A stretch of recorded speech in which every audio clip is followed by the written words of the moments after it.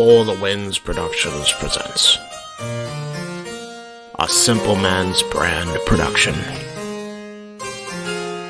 in conjunction with J. Hebert Studios.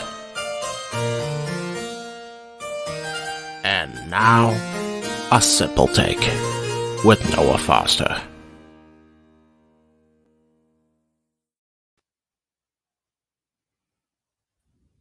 The ones were determined as the Bloodline went to Civil War. Was it truly L.A. Night? Yeah, time. Or did a bitter hand of judgment enforce its own way and a new reckoning was born? Are we still waiting for the final verdict when it comes to the Judgment Day? And at what hands will punishment be unleashed? We had a special guest, and Drew McIntyre returned and now chooses to face the Ling General. And Shayna Baszler has once again proven to us why she has been the worker of the two as she turned her back on her friend. And we got new WWE Women's Tag Team Champions too. The Genius of the Sky rise by name and claim the Money in the Bank briefcase for the first time. This and so much more to be discussed as we bring you once again another WWE PLE Simple Take as we go back through the events that occurred at Money in the Bank.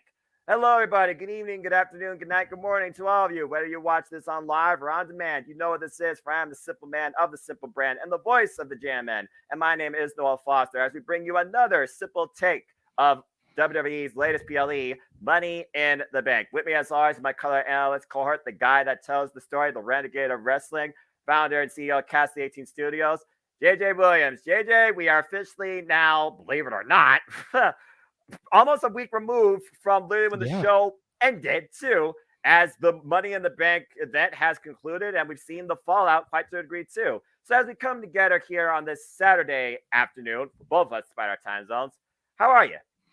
I'm doing well, man. You know, like you said, it's about a week removed from Money in the Bank. We've seen Raw, we've seen SmackDown. We've called SmackDown last night our watch along event, you know? So it's going to be good to kind of get into this at this point, not just dissect the show itself, but kind of the beginnings of the fallout. Exactly. And see where things could potentially go as we continue down the road here to SummerSlam in just under a month. Kind of crazy when you think about it, right? Yeah, I mean, I know not your NXT, but my NXT, damn it. I do that. We'll be bringing the Great American Bash at the end of the month, but the next stop, SummerSlam, baby, in Detroit. Biggest party of the summer from a city that rocks in its own way, Motor City. So rev up your engines, get the hottest and fastest rides out there you can as the Ford Field gets a PLE since WrestleMania 23, 16 years later. And whether or not I'm there live, that still remains to be seen. Either way, we will play that by ear. But yes, we are here, of course, to talk about what happened at Money in the Bank. And for those that are wondering, you can catch me and JJ's plays. We got back in the swing of how to call sports entertainment. Took a moment, but we got there. Check it out on our expansion kickoff of the Jeff Beach Network Multiverse Mia. Welcome in Datilla and the Greg Cherry brand back. So check out our play-by-play coverage if you can of that as well. And as JJ alluded to, me and him called SmackDown from MSG. I'm glad Aaron Riff finally fulfilled a lifelong history dream along with Mrs. Riff. Glad they had a good time. And of course, we also call Rampage 100 was milestone show, me and James Hebert, because we're always calling all things wrestling, it seems, here across the Jeff Beach Network Multiverse of Media. Shout out to my ATW family, of course, and all those social media platforms, including the Twitter. And again, for those that are watching, please subscribe, comment, tell a friend, give it a thumbs up, super chat this man, super chat Cast 80 Studios. Follow the link there, particularly if you can. He's monetized. Show him some love. And if you want to dictate the conversation or cause me further embarrassment of dignity for some stupid shenanigan, super chat. It's as simple as that. But without further ado, JJ, because I know we got plenty of shenanigans to come in and out of sports entertainment very soon here too, including tonight.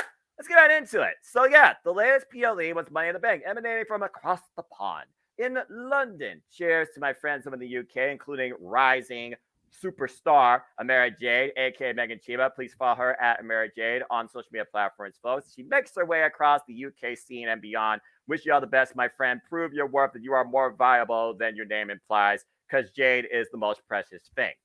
Jayde, by the way, JJ, just saying.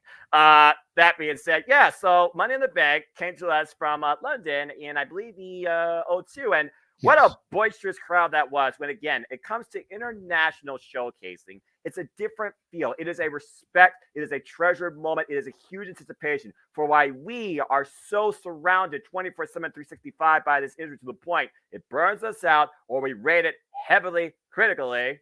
Ayo. I feel that we take it for granted sometimes and underappreciate it because here in the States, we are spoiled. We have everything all the time in some capacity. They do not. And I still believe that the UK is probably the most passionate, actually Japan, fan base on the planet for the professional wrestling industry, continuing the lengths and the legacies that wrestling goes in this area, way beyond Lord Rigger was even a thing. And we talked about SummerSlam 1992. We talked about the insurrection events. And of course, we're going to talk about AEW All In. And I do wonder if a certain individual who showed up there with just a little bit of hindsight of competition, just saying. And of course, We'll much try more. not to get too deep into that. That's an open mic night topic tonight. Exactly. Just a little carrot to dangle. I have to tease. I mean, hey, that's what we do here on the WWE Media, right? Absolutely, but I think you hit the nail on the head here. We in the States are spoiled rotten when it comes to entertainment in general, but especially professional wrestling. Damn it. And I have thoroughly enjoyed what Paul Levesque, Triple H, has done since he pretty much kind of took over the reins when Vince stepped away last year. And whether Vince is back or isn't back or has his hand in the cookie jar and how deep is it in there is irrelevant. Exactly. There's still a lot of stuff that you see on a weekly, monthly, and yearly basis that is so blatantly stamped with Triple H on it. And I love how he's trying to take the global juggernaut that is the WWE and truly make it feel more global. We had Elimination Chamber in Canada. Yep. Canada's had pay-per-views before. That's not a huge deal, but it was the second show of the year. We then went to Backlash in Puerto Rico, which hadn't had a pay-per-view since 2005. SummerSlam. 18 years. Then we went back to Saudi. And again, Saudi, something that they've been dabbling in for a while here, but is the Saudi deal even 5 years old? It's still something that's kind of fresh at the end of the day. Mm-hmm. They would go over there and do the tribute to the troops things for a while in 03, 04, 05. But after a while, that became an in-states arena show, and they kind of stopped going to the front lines. So let's just, for argument's sake, say it's something that's been the last 5 years. That would be like 2018 was the first Saudi show. That might be pretty on point. I know it was when I wasn't really watching, so forgive me if my pinpoint accuracy isn't spot on. But then we went to London. And yeah, we had SummerSlam 92 there. There were, Capital Carnage and Rebellions and Insurrections and UK exclusive pay-per-views, but we've had 4 of the first 7 shows this year take place in a foreign market. Exactly. That's Triple H trying to make WWE a global juggernaut once again. And you gotta wonder, your NXT had the Beast from the East show in Japan. And NXT TakeOver London and NXT UK. How long until we get a PLE from Osaka or Tokyo? Don't rule it out. I mean, it goes back to what Triple H originally wanted to try and do with the NXT brand itself. He called it global localization. But now that he runs the WWE, he's taking the entire company across the world. You just brought back earlier this year the LWO, the Latino World Order. See. How long till we get a PLE in Mexico? I'm surprised they haven't hit that yet. When's the next time they go back to Australia when they did the first ever Super Showdown there before Saudi Arabia was even a thing? I was just about to make a comment about there. You got stars like Rhea Ripley and Grayson Waller. When are we going to get a show down under? I wouldn't rule it out. Just have the theme song by Men at Work. You know, it sounds funny, and we do say some of it in jest, but I definitely think that this is something that with Triple H at the helm, we could see sooner rather than later. Well, most And I'm definitely. all for it, man. I am all for it. I personally would like for it to be a situation where maybe the big four happen stateside just so it's easier for us to travel, Right. but the other eight are in a foreign market every year. Think about that. How many And different cities? foreign just means outside of the continental 48. So you figure Canada, Mexico, Yep. UK, Japan, Puerto Rico. That's 5 out of 8 right there. Australia. Australia,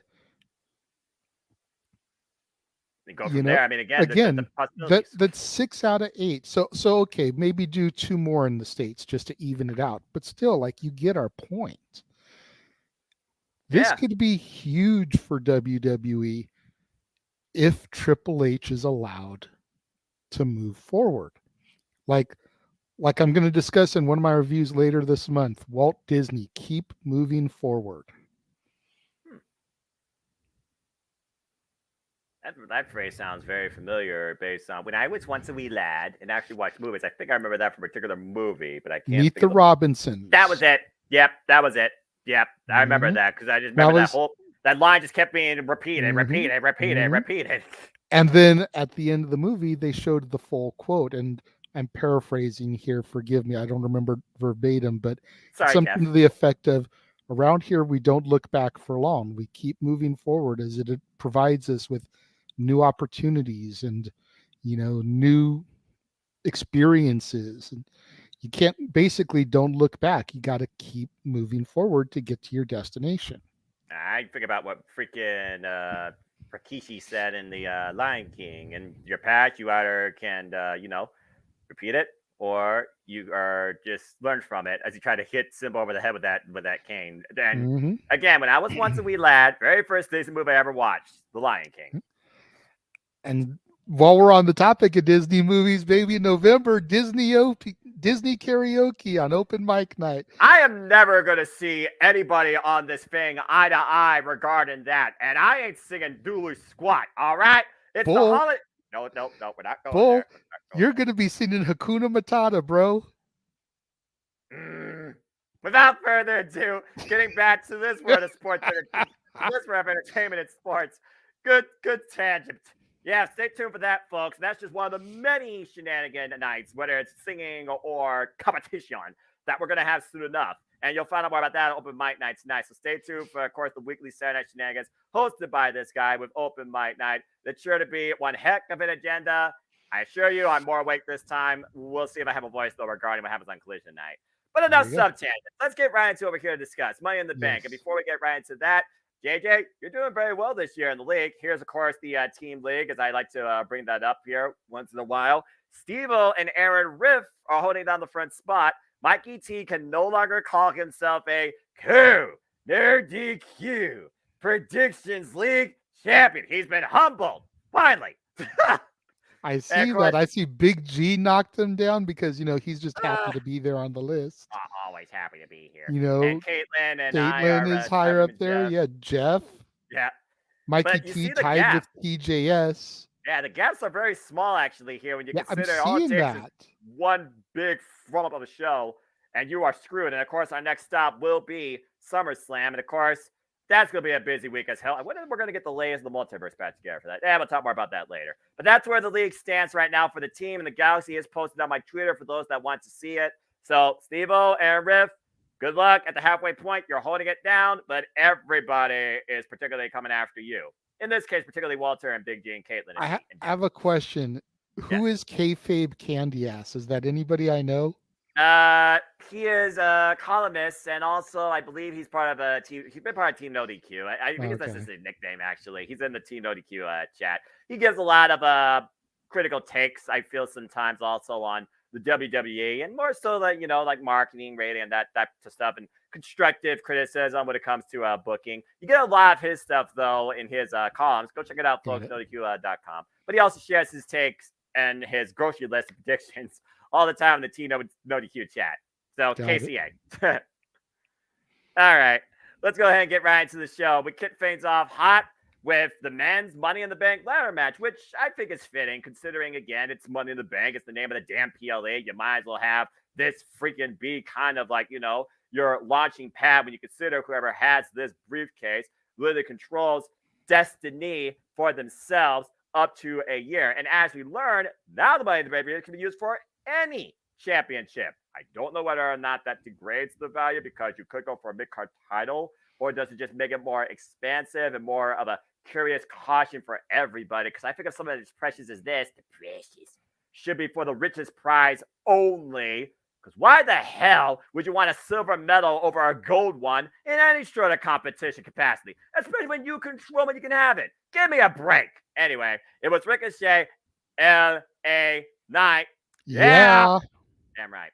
Santos Escobar, Viral Disease, Logan Paul, Damian Priest, Butch, coming back home to London. Still a bruise away, in my opinion.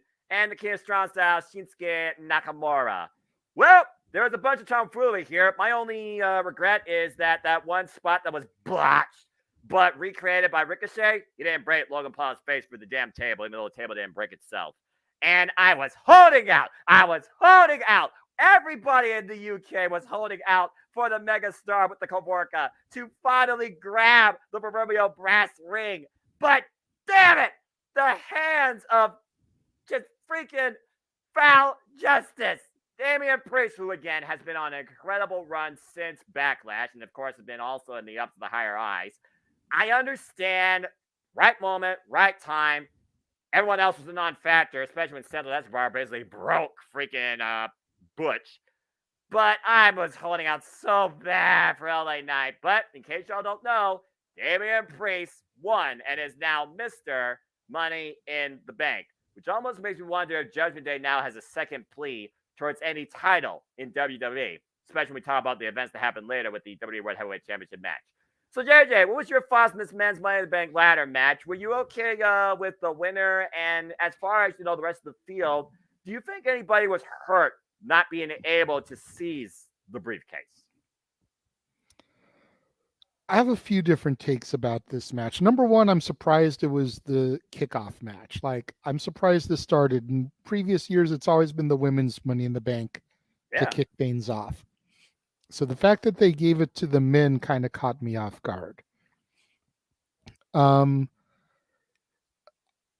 As disappointed as I am that L.A. Knight, didn't get the briefcase, I'm not entirely mad that Priest did.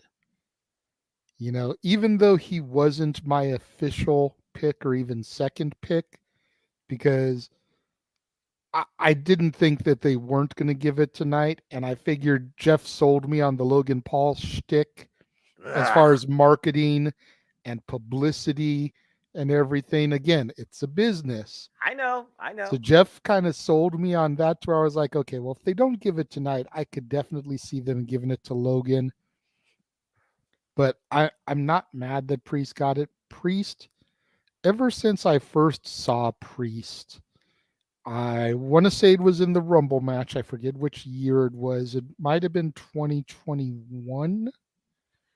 Because even though I wasn't watching full time yet, I would still occasionally tune into like the big four. So it might have been 2021 or 2022. Well, no, it definitely wasn't 2022 because it was before that. So it might have been 2020 or 2021. But in any event, from the first time I saw the Archer of Infamy character, there was something about him that just mesmerized me. Tall, had the look. He's what you would expect for a Vince McMahon guy. Mm-hmm.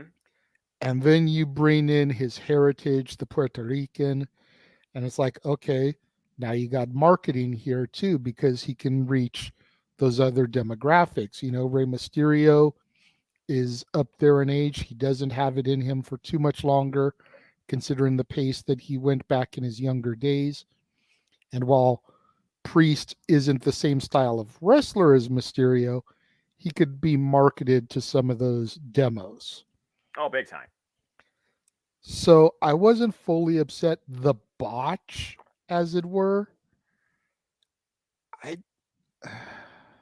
I'm not really sure who to put the blame on for that. It would be very easy to put it onto Logan, but I don't believe it was Logan's fault. And Ricochet did the best he could to improvise and still make a spectacular spot, and he did. Logan even admitted in an interview, he was like, I'm not a full-time wrestler. I don't know how to improvise those things. So he basically said, I gave the reins to Ricochet and he pulled off something great for us. You got to commend him for being that humble when it comes to his flaws in the ring. Despite what people want to say or how they want to feel about, as you call him, the viral disease. I got a track record for that. As far as did anybody really get hurt by not getting the briefcase, the only person I could see that really could have tried to make a major thing out of getting it was Santos Escobar. Ever since the Legado del Fantasma got called up to the main roster and then is now morphed into the LWO, Santos has just kind of been there, but hasn't really been as prominent as he was in my NXT. Damn it. So while I think he probably would have been an Austin Theory in a failed cash-in, I think they probably could have used him getting the briefcase to kind of further elevate him in some storylines. Because right now he's just shadowing Rey Mysterio at the end of the day. Zelina Vega is getting more screen time than Santos Escobar. And let's not even start to talk about Joaquin and what's the other guy's name? Joaquin Wilde and Raul Mendoza are the names that I recognize them as, despite the fact they might be different. Right. But let's not even get started on them because they're like in the background. They're like NWO D team as far as the LWO at this point. For real. Like they're on the level of like Vincent and Horace Hogan. Like they're there, but are they really there? Hindsight's 2020. Like maybe they get main event matches, but I already have a hard enough time watching what's on my TV screen to go to Peacock and watch the freaking main event matches. So it's just kind of one of those things as far as they go. Yeah. Well, Ricochet, I kind of knew was never going to get the briefcase. He was in there to be that counterpoint, the yin to Logan Paul's yang. As it seems to be. Because you think about the Royal Rumble and the two of them colliding in midair. That was kind and now here we have Money in the Bank. And now this coming week on Raw, Logan Paul has been invited to go face-to-face with Ricochet on TV, which is probably going to set up Ricochet versus Logan one-on-one at SummerSlam in Detroit at Ford Field. Another big money spot for Logan to get in there. We're talking a stadium. We're talking 60, 70,000 people in Detroit, Michigan. At least I would hope. To watch him show up and show out as Logan Paul does with Ricochet, another guy who's notorious for showing up and showing out. It's definitely going to be our elite match of the night with all the high spots and the, you laugh, but it's true. Like exactly. It's going to be our elite match of the night. It's going to be Ricochet and Logan Paul. And yes, I'm honestly looking forward to it. I've not been big on Ricochet since coming into things. Like, he's good, but he just seems like, and forgive me for this terminology, he seems like a spot monkey. And I've never really been fond of spot monkeys if they can't make it tell story. Very fair. And Ricochet seems like a spot monkey more than a storyteller. So it's going to be interesting to see where they go as far as Ricochet and Logan Paul. But I'm curious and excited to see what develops in the next month. But good luck to Priest. I mean, he's already kind of made his presence known. Almost cashed it in that evening. Almost cashed it in the next night on Raw. Oh yeah. Little bit surprised we didn't see him, make the world tour this week and pop up on NXT and SmackDown just to kind of show his face and be like, don't forget, I have this anytime I want in the next year. Lurk in the shadows. And somebody asked, I forget if it was on or off the air yesterday, about him cashing in on the NXT championship. And what would that do? Would it make him like a C-level champion, kind of like how Theory cashed in on the US title? Or would it elevate the NXT championship? And it's like, I feel like if he cashes in on the NXT title and still represents it on Raw and on pay-per-views, I think it'll be an elevation to that championship. Could you imagine Damian Priest cashing in his briefcase against Carmelo Hayes versus whoever at the Great American Bash, and then strolling into Ford Field and defending the NXT championship on SummerSlam in front of 70,000 people? And might go back to that conversation and that little fun debate we had a few weeks ago, where again, maybe your words will be justified. Maybe I will be proven wrong, but I still say NXT was always at its strongest when it took over the weekend. And as far as I know, you don't have a takeover in this NXT anymore, and you don't have an NXT event the day before SummerSlam. Considering SummerSlam, I believe it's on a Saturday. Wait, what? It is Sunday? No, it's on a Saturday. Okay, so yeah, it's on Saturday the 5th. Yeah, go Saturdays, pick a shells. But yeah, and 4 weeks from today. Crazy, right? Stay tuned for that, folks. Yeah, so to go along with everything you said, though, for me, the last time Ricochet actually told a story was when you and I called Worlds Collide, and the former NXT North American champion challenged the current NXT North American champion, more so about, okay, whose house really this is, homeboy. That was really the last time that Ricochet did tell me a story, because it showed a character dynamic with Carmelo Hayes that counteracted but also worked so well with him. Ricochet, for me, is not that polarizing, viral nonsense that Logan Paul is, but I will say this, Ricochet has proven how full of himself he can be in these crazy spots when Logan Paul encourages that madness and goes along with it due to an experience as a competitor in that ring. So right now, this dynamic of him and Ricochet seems to be the best fit for him since coming to WWE. So if nothing else, this will be, I feel, a proving ground match once again for Logan Paul if this is made official by Adam Pearce. And I could definitely see that happening. It almost makes me wonder, and this is just me going out there because Braun Strowman's been MIA. Everyone forget Braun Strowman? I have. Would they actually turn Logan Paul and Ricochet into a tag team? It's always possible. I mean, you talking about that made me think about this, and here's a great analogy. Go for it. Logan Paul is 1999 Shane McMahon.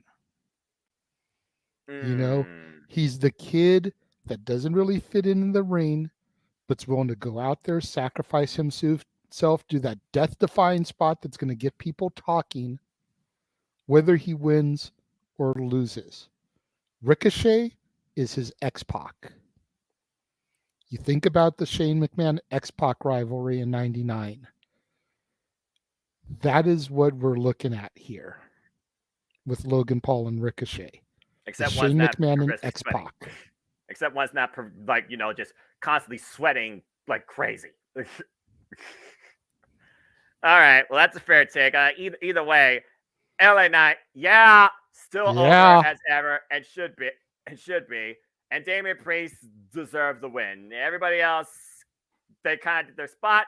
And if nothing else, Ricochet and Logan Paul got something going for them.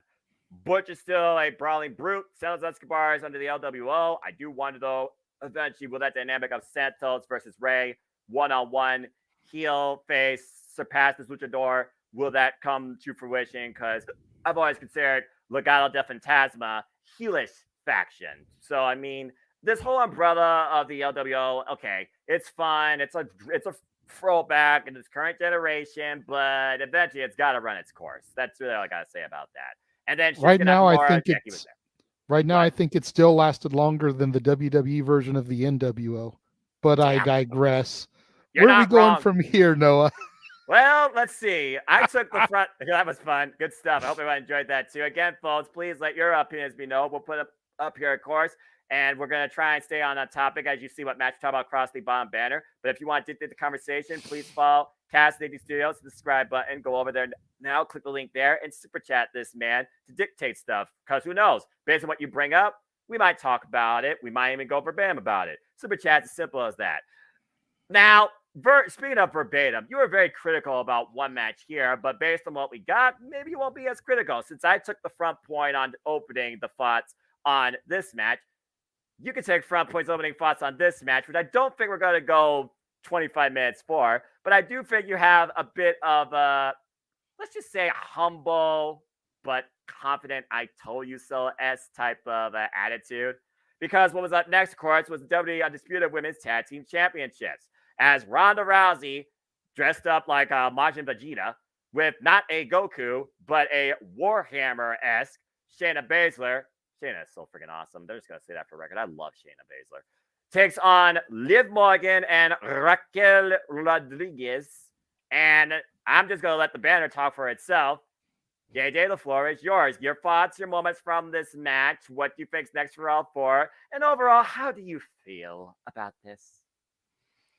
Okay, so coming out of it a week removed, I feel better than I did going in.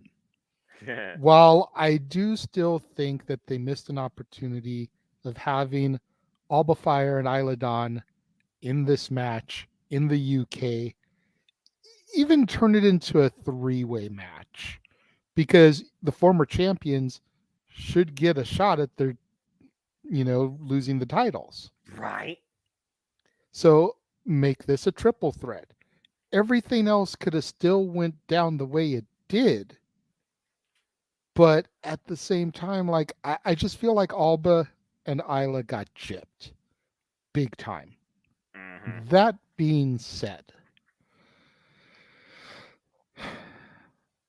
Liv Morgan, who is not a very popular name in this household, defeating Ronda Rousey for the second year in a row at Money in the Bank. Yep. Taking a championship off of Ronda Rousey for the second year in a row at Money in the Bank. Yep. And beating her for the third time ever overall. Something that no other WWE female competitor has done. Yep. Even the great and powerful Queen doesn't hold 3 victories over Ronda Rousey. No. Am I surprised that Liv and Raquel got the titles back? Not really. They had to forfeit them. It wasn't their time to lose them. It was a fluke injury. Am I sad that Ronda and Shayna self-destructed? Yes and no. Yes, because Ronda wanted to do this team thing with Shayna from the moment she got back and was thrust into being women's champion again, which she didn't want to do. Right. She wanted to team up with Shayna. And for the better part of last year, Ronda was a singles champion.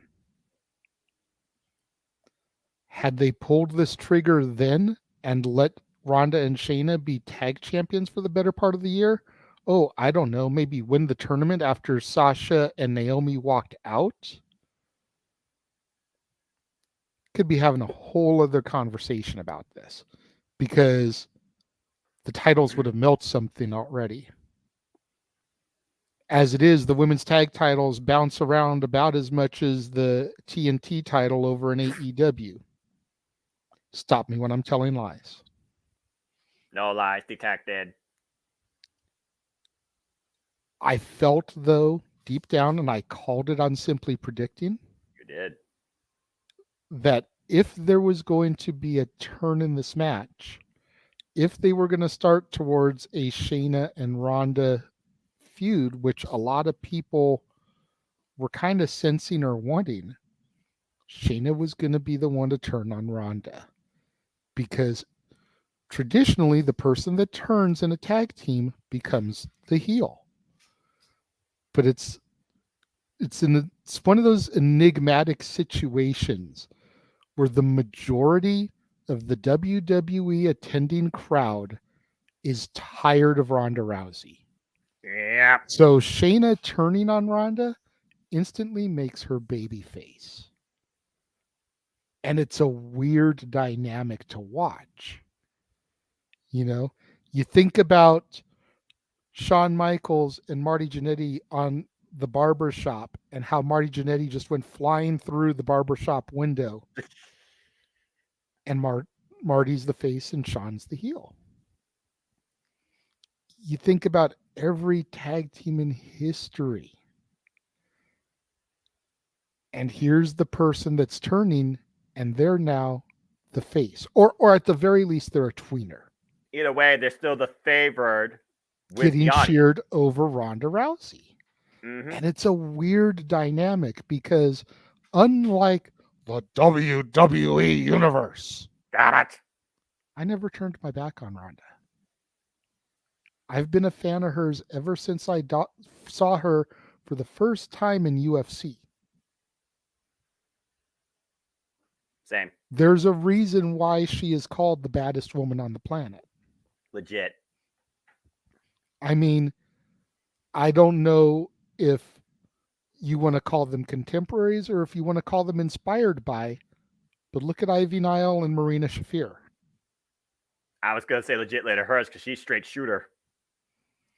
But even I don't know Layla Hirsch that well. That's why I didn't say her. But that's fair. You look at Ivy Nile's presentation down in my NXT. Yeah. She looks like a Ronda clone. Especially with the way she braids her hair, the outfits, the fact that she's with the Diamond Mine, or at least was, and that'll be something we'll talk about tonight on Open Mic Night as well. Expect me to have the glasses off because I actually might have something to say towards that conversation. But her whole presentation being with a tag team in a stable that was no nonsense wrestling fighting. Her whole presentation is Ronda inspired. Marina Shafir, I know she used to do MMA as well. I'm not as knowledgeable about her, but I do see her occasionally on my AEW TV.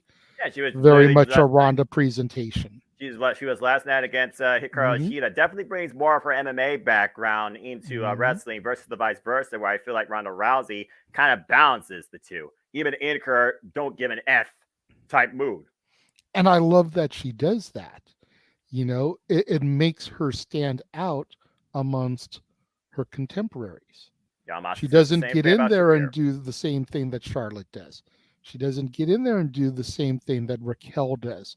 She doesn't get in there and do the same thing that Bianca does or Asuka does. She brings a different dynamic to her competitors and her competition, and the other girls are able to work with it, which just goes to show how great they are in contrast. Mm-hmm. But this was a great match. A lot of people were gasping, surprised at the ending of it. I was not. My girlfriend had some choice words when I told her what happened. Oh dear. But that is what it is, because again, I'm the only person in this house who even moderately likes Liv. I'm not a huge Liv fan, but I like her more than the rest of the house. Oh, fair enough. So, needless to say, pretty much everybody else here was royally pissed. And the fact that Liv couldn't do it on her own, it took Shayna turning heel and beating the piss out of Ronda before Raquel hit her move, before Liv hit Oblivion. Thank you. I couldn't remember what she called it. No problem. Before Liv hit Oblivion. So she couldn't even do it by herself. She had to get help. She cheated. That's the mentality of the rest of the house. So, well, that means it's a fair tangent. I mean, you can't argue it. No, that's why I'm not. I'm totally not. I mean, heck, to counterpoint to AEW sometimes the way I act. I mean, semantics. Yeah, Liv Morgan now a 2-time women's tag team champion. Raquel Rodriguez is a 3-time women's tag team champion now in main WWE, by the way. 2 times with Liv Morgan. And yeah, like you said, the whole way this went about is due to the injury. Liv Morgan was brought back in after her injury to get the titles back because they wanted to see them run their course. It totally threw the whole dynamic of Ronda Rousey, Shayna Baszler trying to reset the women's tag team division as almost a marketing point for 1 week where Shayna and Ronda didn't even go down to your NXT versus our champions. What does that tell you? So it's we talked about it on Open Mic Night. There was rumor that Ronda was going to start going down to NXT to work with people. And, again, Ronda's something we're going to discuss later on. So I don't want to get too down that particular rabbit hole. But now it doesn't even look like that's going to happen. Yeah. And I don't know if they can even figure out what they want to do with Raquel because she just keeps being, random tag team partner to so-and-so. Mm-hmm. She's stuck. They need to do something with her. And there looks like we might get Rhea versus Raquel at SummerSlam based off of what happened on Raw this past week.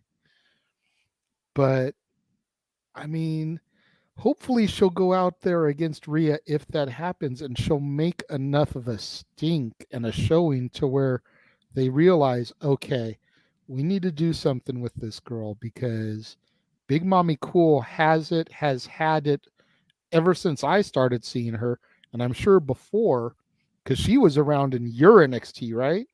Oh yeah, I was about to say Raquel Rodriguez and Rhea Ripley had a war of the badasses on Rhea Ripley's way out. When the last time you saw Rhea Ripley in my NXT Black and Gold, she was planted with a choke slam through the stage as Raquel stood over her, no smile, in victory in a last man standing match.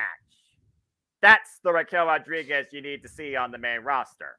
See, so we need to get back to that. Like I've said since I first started seeing her, she needs to stop smiling.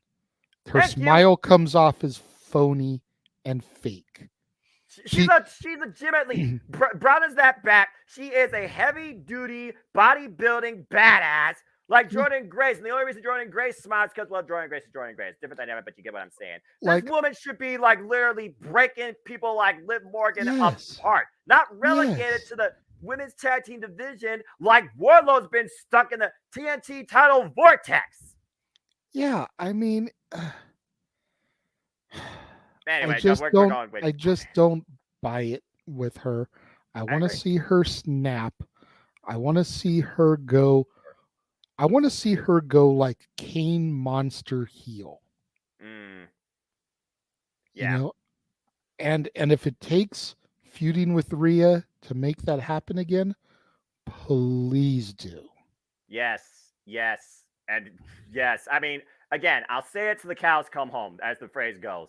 The women's tag team division should have crashed and burned when the Iconics were booked as jokes, as I look at them right here above my monitor. And the inspiration were legitimate tag team champions in Impact Wrestling. There has not been a legitimate women's tag team of a foundation of 2 women as a tag team since the Iconics, bite me to think otherwise, despite the chemistry Bayley and friggin' Sasha Banks had at best friends and lost at WrestleMania 35, which I still say bigger moment than Kofi Mania. That being said, again, Tag team wrestling aside, women's tag team wrestling does not matter in WWE. What you should be booking is strong, predominant female competition for all three of your women's champions that, might I add, neither championship was defended on this PLE. Shocking.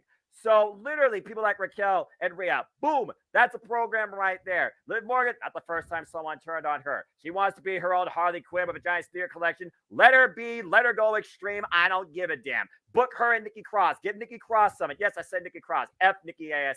All right, freaking monster.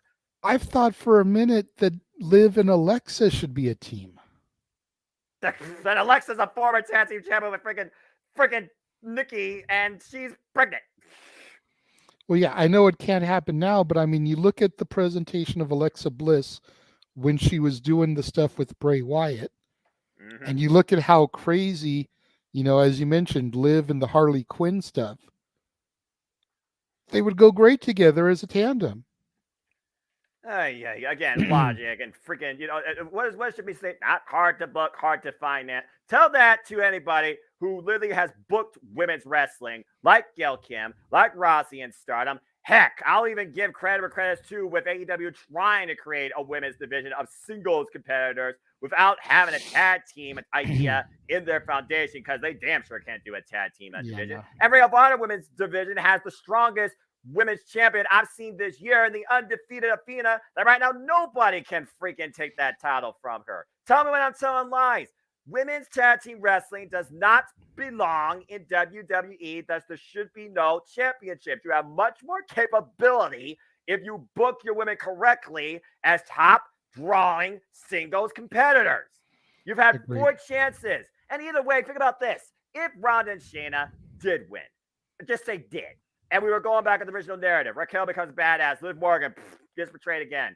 Look at that. We're repeating the same cycle. A tag team breaks up. You get a filler feud. You try and create 2 people, and you forget about them eventually, but you hope that they treat Raquel right. And maybe you would have gotten the Ronda and Shayna thing. And I honestly wonder if Ronda really did give a damn about the idea of showcasing these titles in NXT. Why Shayna Baszler, she's the one that's been doing all the work, had the commitment, had the passion, the heart, and literally brought Ronda into this world in the first place. But I love her promo. In my opinion, Shayna Baszler should have been pushed to the moon. Hello, Cameron Grimes. As a singles competitor since WrestleMania 36. The fact they're doing it now 3 years later in what feels like a big-time feud that I hope this doesn't get blown out before it actually, hits hot is a nice touch, but I am still treading cautiously when it comes to the booking of the women's divisions outside your NXT in WWE. Either way, congrats to Liv Morgan and Raquel. They seem excited. I can definitely see Liv and Raquel going down to NXT because, well, they're former NXT alumni. And Raquel literally won the Dusty Cup and the inaugural NXT Women's Tag Team Champions with Dakota Kai. Get well soon. I do think Raquel and Liv are a better fit to try and go down to NXT if they're going to still, and I'm always saying this because Triple H is still trying apparently, still try to define women's tag team wrestling. But you damn sure better give Abla Fire and Isla, Michael Cole, Isla Dawn, their rematch sooner rather than later. And as far as Raw goes, the Karens. Seriously, give the Karens a chance at this point. I think Chelsea Green and Sonya Deville have been the most legitimate tag team I've seen since their development together in WWE. If nothing else, the biggest header for Adam Pearce. And I love that. So why this match recall became a State of Women's Tag Team Wrestling address? Tell us when we're telling lies, folks. Because honestly, I've had enough of this BS with these straps. No doubt. And to your point about AEW and women's tag team wrestling, you definitely don't want that, because then they'd have to do a blind eliminator tag team tournament like they're doing, and you'd end up with Karen Jarrett and Aubrey Edwards as a tag team. I would freaking start drinking because I wouldn't believe I would see that on my screen. God help me. If Tony Khan, you ever try something like that, I'm on video. I will stop watching AEW, period. Okay, well, now that my greatest nightmare, worse than anything that the freaking Halloween Boulevard can try and put out on the cinema year round, and I don't give a damn about Halloween. Sorry, not sorry. Let's go ahead and move on. Don't care if I get hate for that. Halloween's never a holiday for me. Let's go ahead and move on now to somebody that's all about no nonsense eater and keeping things very realistic. For the mat is sacred. And this should be a really short match retrospective because let's be honest here, bro. Matt Riddle had no chance in hell. But I do like the fact they did recall their time on the independent scene, and thus this match was made. And of course, Matt Riddle had an Achilles heel that the Ring General exploited immediately. This was over kind of before it started. I was expecting more out of this, but based on the real big-time match I could see following this is just another notch towards Gunther's incredible run as we keep looking at the Honky Tonk meter, him become the greatest, longest single reigning Intercontinental Champion in this company's history, and rightfully so. I mean, the few chops, the Bro Derek attempt didn't get it. He tried the floating bow, but all it took was just constantly working over that already damaged barefoot. And a rare thing for the Ring General. He won via submission after literally chopping his foot while holding it, I think, in a heel hook / modified ankle lock. So another great win for the Ring General. Matt Riddle, yeah, nice seeing you, I guess. Now I'm starting to think Matt Riddle is just there, bro, for stuff. And then following this, you got a match that I was not expecting. Like, okay, who else could face the Ring General that's not named JD McDonough or Ilya Dragunov on his way to being the Honky Tonk meter? I was not thinking about Drew McIntyre one-on-one because I wasn't sure where Drew McIntyre stood in the WWE ecosystem. And honestly, I still don't know he fully stands there. But he did show up. He's made his intentions be known, and he claymored the man back to America. Big pop for across the pond, of course. Nice to see Drew McIntyre in a serious form. After the last time we saw him in this area, he ended in front of a 60,000-plus audience as a karaoke singer. So, Drew McIntyre versus Gunther is being booked for SummerSlam. And Matt Riddle probably has a broken ankle. Bro. This match was what it was, but I do like the fact the Intercontinental Championship was being showcased internationally on a different continent. And Gunther, in my opinion, still has been the greatest Intercontinental Champion, bringing this title back to promise since The Miz tried to make it must-see in 2016. There I said. And I don't got much more to say besides that. What was your thoughts on this match and Drew McIntyre basically being the next opponent? I agree with you that there was no chance Riddle was winning. The only way that Riddle would have won is if they had snuck Randy Orton in and he had returned. Out of nowhere.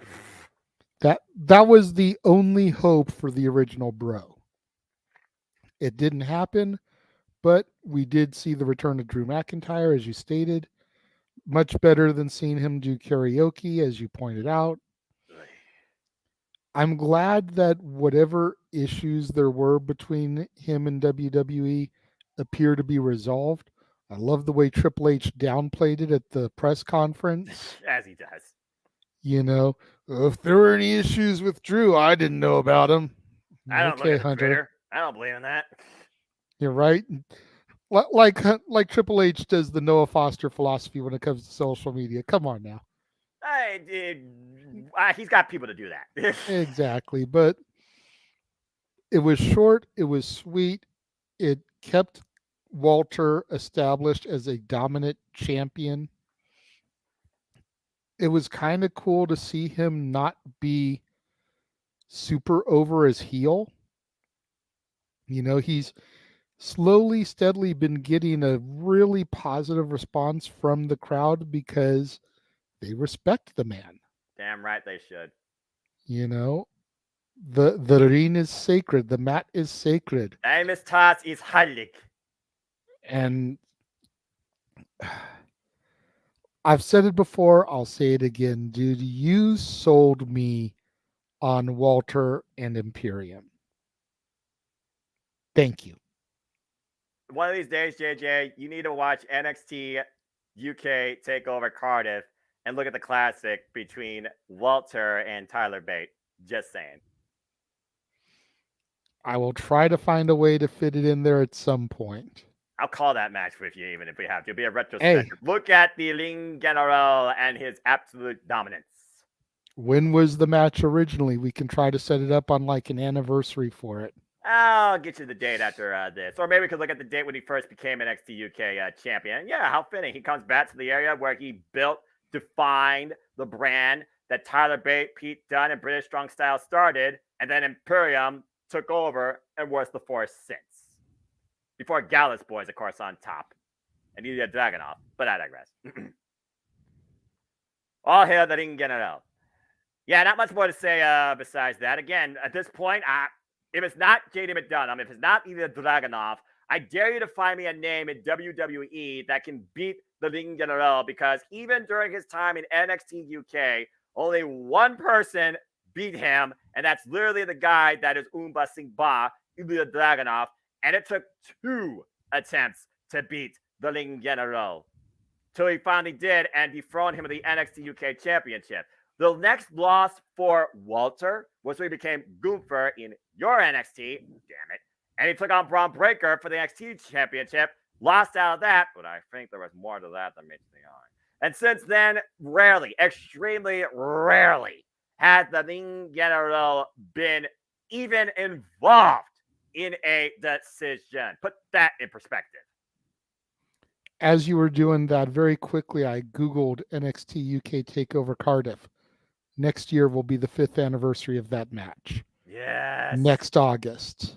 Yes. We will call it next August. All right, good deal. Anyway, again, the Ring General, forever the Intercontinental Champion until he is the top champion. Insert title name here. Because again, I don't know what WWE plans on doing. All right. Well, that was pretty short, brief, and simple.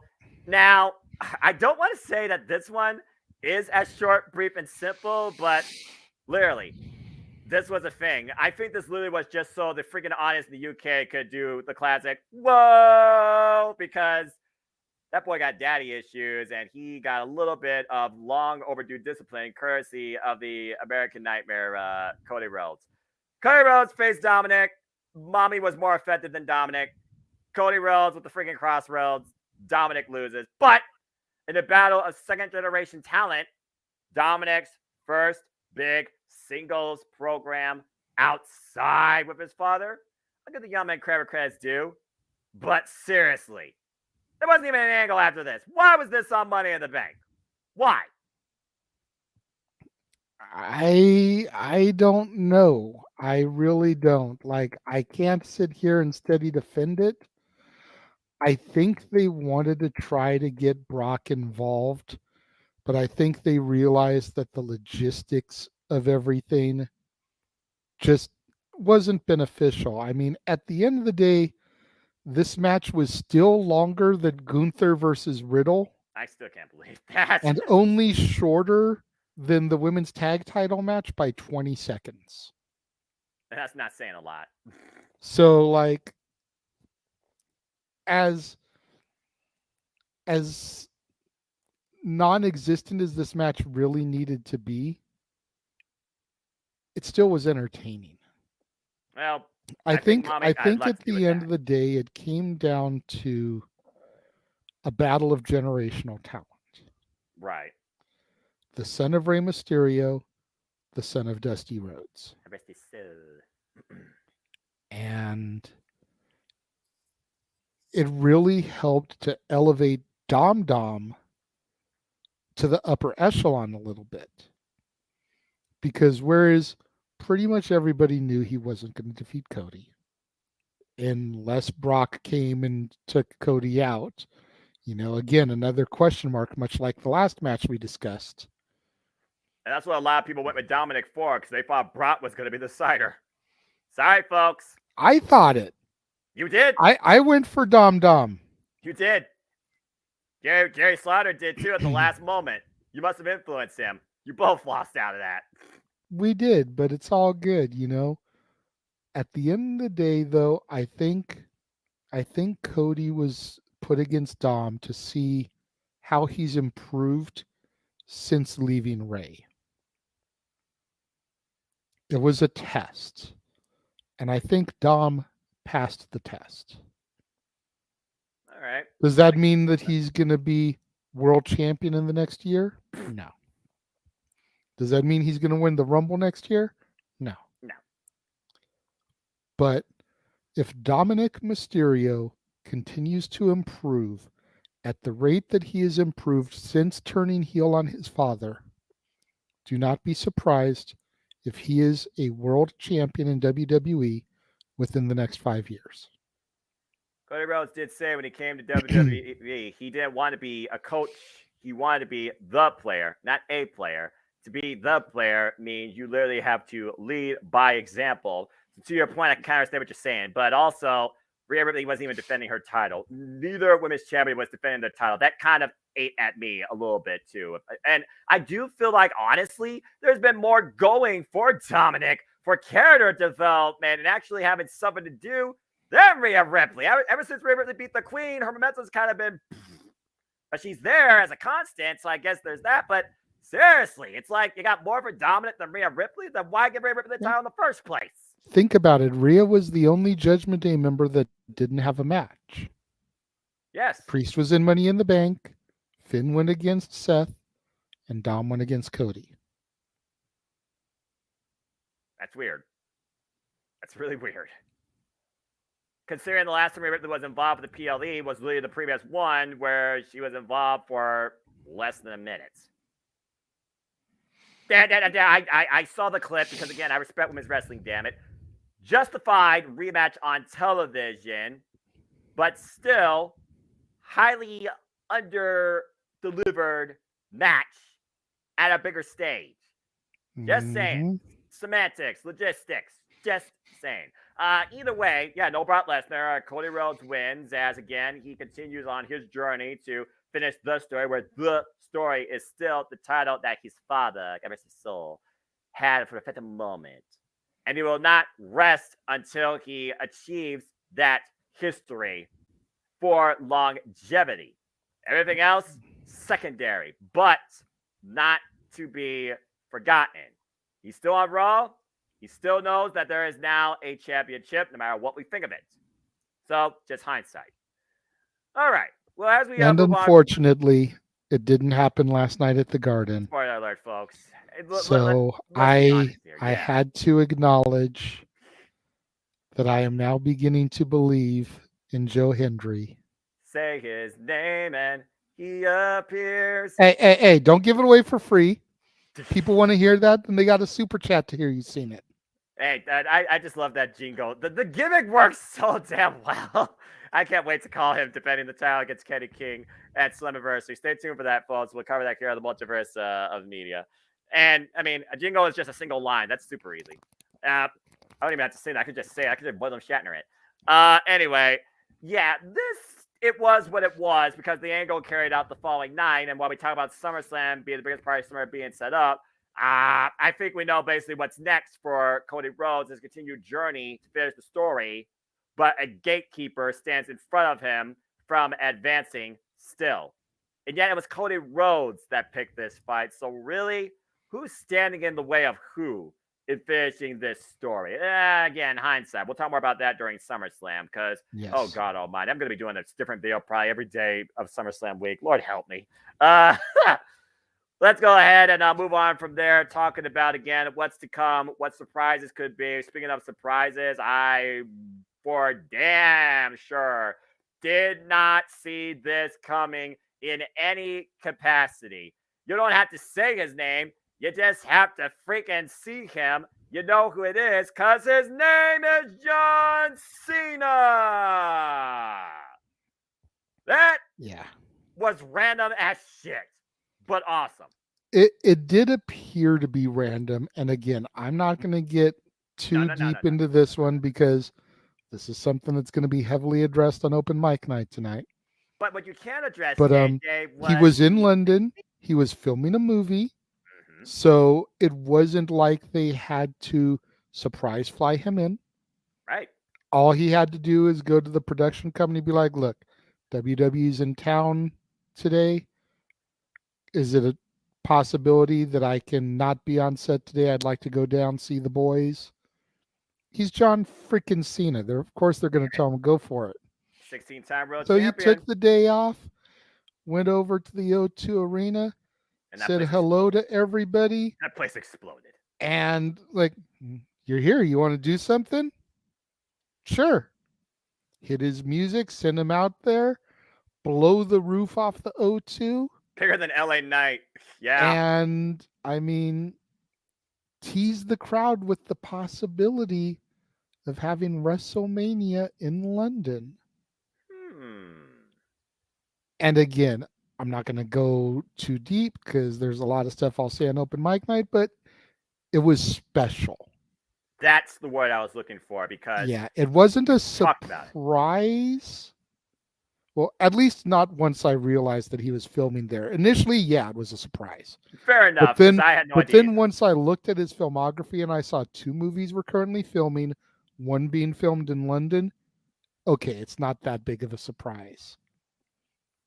You know, if Rock had been filming a movie in London, he possibly could have done the same thing. I mean, he showed up on a Raw out of nowhere in New York one time, just saying. Yeah. So it was special, though. It was a moment we hadn't seen Cena since he fell to Austin Theory, since he went A-Town down at WrestleMania in Hollywood. Shenanigans. He cheated. I don't know what you're talking about, okay? What's up? Austin Theory pinned John Cena 1, 2, 3 in the middle of the ring. Go check out all that matters. Go check out our Cemetery WrestleMania for more on that. It's just like when Cena fought The Miz at WrestleMania. 1, 2, 3, middle of the ring, clean, no shenanigans, no collusion, no electricity in that match whatsoever. Right, I didn't see a rock bottom at all. I didn't see that at all. Absolutely not. You saw a Uranagi. That wasn't a rock bottom. Fair enough. But it was special. John Cena coming out to that crowd. It honestly, next to the main event, was the moment of the night. Period. None. Point blank. Bar none. So it was cool. And somebody posted a meme the next day. You know, it was like seeing John Cena as a teenager or whatever, or in your 20s, and it's the angry Miz girl. And it's like seeing John Cena now, and the dude's like a blubbering idiot, like, I'm so happy he's back. John Cena, my God. And honestly, that's kind of the way it is. It's like when we had Cena shoved down our throat, he was getting that nuclear go away heat. We don't want to see you anymore. Very much kind of like a certain queen is facing right now in the women's division, but I digress. Talk more about that later. Now that he can come on his own terms, show up randomly, pull the Undertaker, 1 match a year, maybe a Raw or a SmackDown to kind of build up to that 1 match. Well, he just did his 1 match this year. Exactly. And then we got a random appearance here. You know, maybe we'll see him again come Survivor Series. You know, maybe he'll start to be a Big 4 type of guy. Saw him at Mania, saw him at Money in the Bank, so maybe not SummerSlam. And then maybe we'll see him later in the year, or maybe in time for the Rumble. I could definitely see Cena WrestleMania season. Maybe we'll see him the next time they show up in Boston. They're going to be in Philly. It's not too far away. Just saying. You know, Ford Field and SummerSlam. Cars. Cena's a huge car junkie. The entire promotion commercial is all about cars. Fast and Furious. Fast franchise. 10. Yeah. Yeah. Fast 10 Part 2 has got to be getting ready to come out soon. Maybe that's where they'll give the first little tease for Fast 10 Part 2. Who better to trot out to the ring to show the trailer, the world premiere? Oh, Lord. Brought to you by Fast and Furious. I could see SummerSlam being brought to us by some Matt. Or just John Cena rolls up again a freaking Ford Mustang through a freaking glass pane like he did at WrestleMania 23, because it just sounds like Motor City screams John Cena needs to be there and driving a super fast car on closed off the streets. But also, to go at your point, I am going to say this, and this is a bit of retrospective. He does not have the strongest winning record at SummerSlam. He's had some of his worst moments there. Granted. Just saying. But back to seeing him, it was special. It was a moment. And the people, and the way it was just a big thank you, acknowledgement to the audience, their passion, and the fact that some of the higher-ups say, you guys take over the show, but the fact that you guys react and immerse yourself the way you do versus anybody else on the planet, which is a damn fact. That's what makes this so damn special. That's why this is defined by you, for you. We thank you. And I do believe that you all more so deserve and actually can have a WrestleMania. We talked about before we went on air the history of the passion, the investment of professional wrestling, damn it, and sports entertainment for that matter, in this era. You literally ratted off all the freaking events to a freaking degree, and good to see Emmanuel. And apparently, he will never acknowledge the character John Cena, and that's his own choice. But the whole idea, and really quickly to that point, Emmanuel, which version of Cena was that out there? He didn't wrestle. He didn't do the 5 moves of doom. He was just being himself. Yeah. That was John Felix Anthony Cena. That wasn't the Chain Gang Commander. That wasn't the Doctor of Thugonomics. That wasn't Mr. Hustle, Loyalty, and Respect. That was just John Cena, the man. Even though he's got new merch, buy the shirt. He's had that for a minute. That was around the Theory time. I think he had that for the Theory match. Oh, okay. The G.I. Joe stuff, yeah. He's got too many shirts. But yeah, let's go ahead and you want to talk about too many shirts. Roman Reigns seems to have a new one every week. Right? Y'all frugal. I'm frugal. I ain't buying none of that stuff. I haven't bought a WWE shirt since Undisputed Era. Anyway, that's a different story. As we talk about this segment as being special and being a moment, someone who wanted to make it go viral even further, here comes your boy, Grayson Waller, who literally said, screw London. What about WrestleMania Australia? No. I completely agree with Cena here. And while venturing to Australia, as we talked about earlier, is something I would love to see, I don't think that they deserve a WrestleMania prior to London. Absolutely agree. I mean, you almost wonder why London hasn't gotten one already. SummerSlam 92 was at Wembley. It has been 21 years, 31 years almost. 1992, right? Yeah, 31 years. Yeah, 31 years. You're on point. Since they've had a major pay-per-view. That was one of the very first pay-per-views I ever saw because I was born in 1992, and my mother, God bless her, brought me into this business in the first place because she was a fan during the 90s. And then 2001 happened. Anyway, different story. But I mean, 31 years since they've had a major pay-per-view.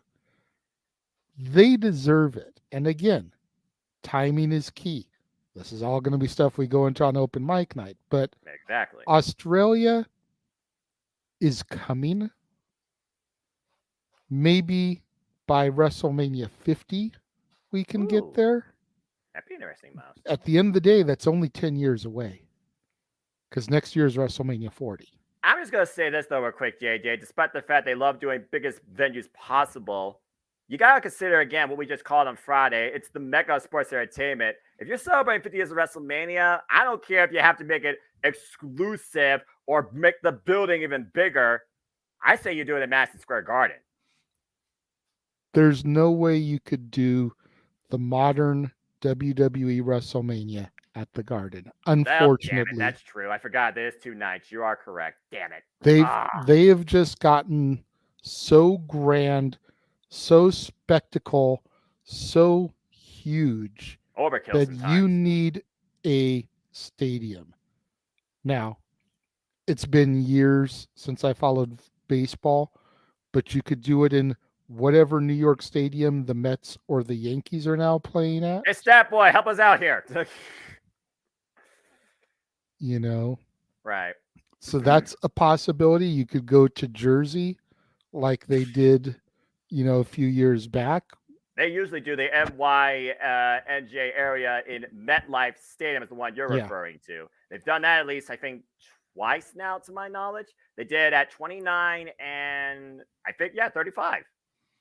So it's like they could go there to try to get that feel for it, but at the Garden, you could maybe do NXT at the Garden for that weekend, Fair, fair, fair.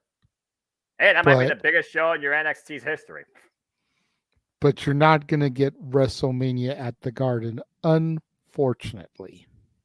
Damn it. Fair enough. You're right. And apparently Emmanuel agrees with the idea.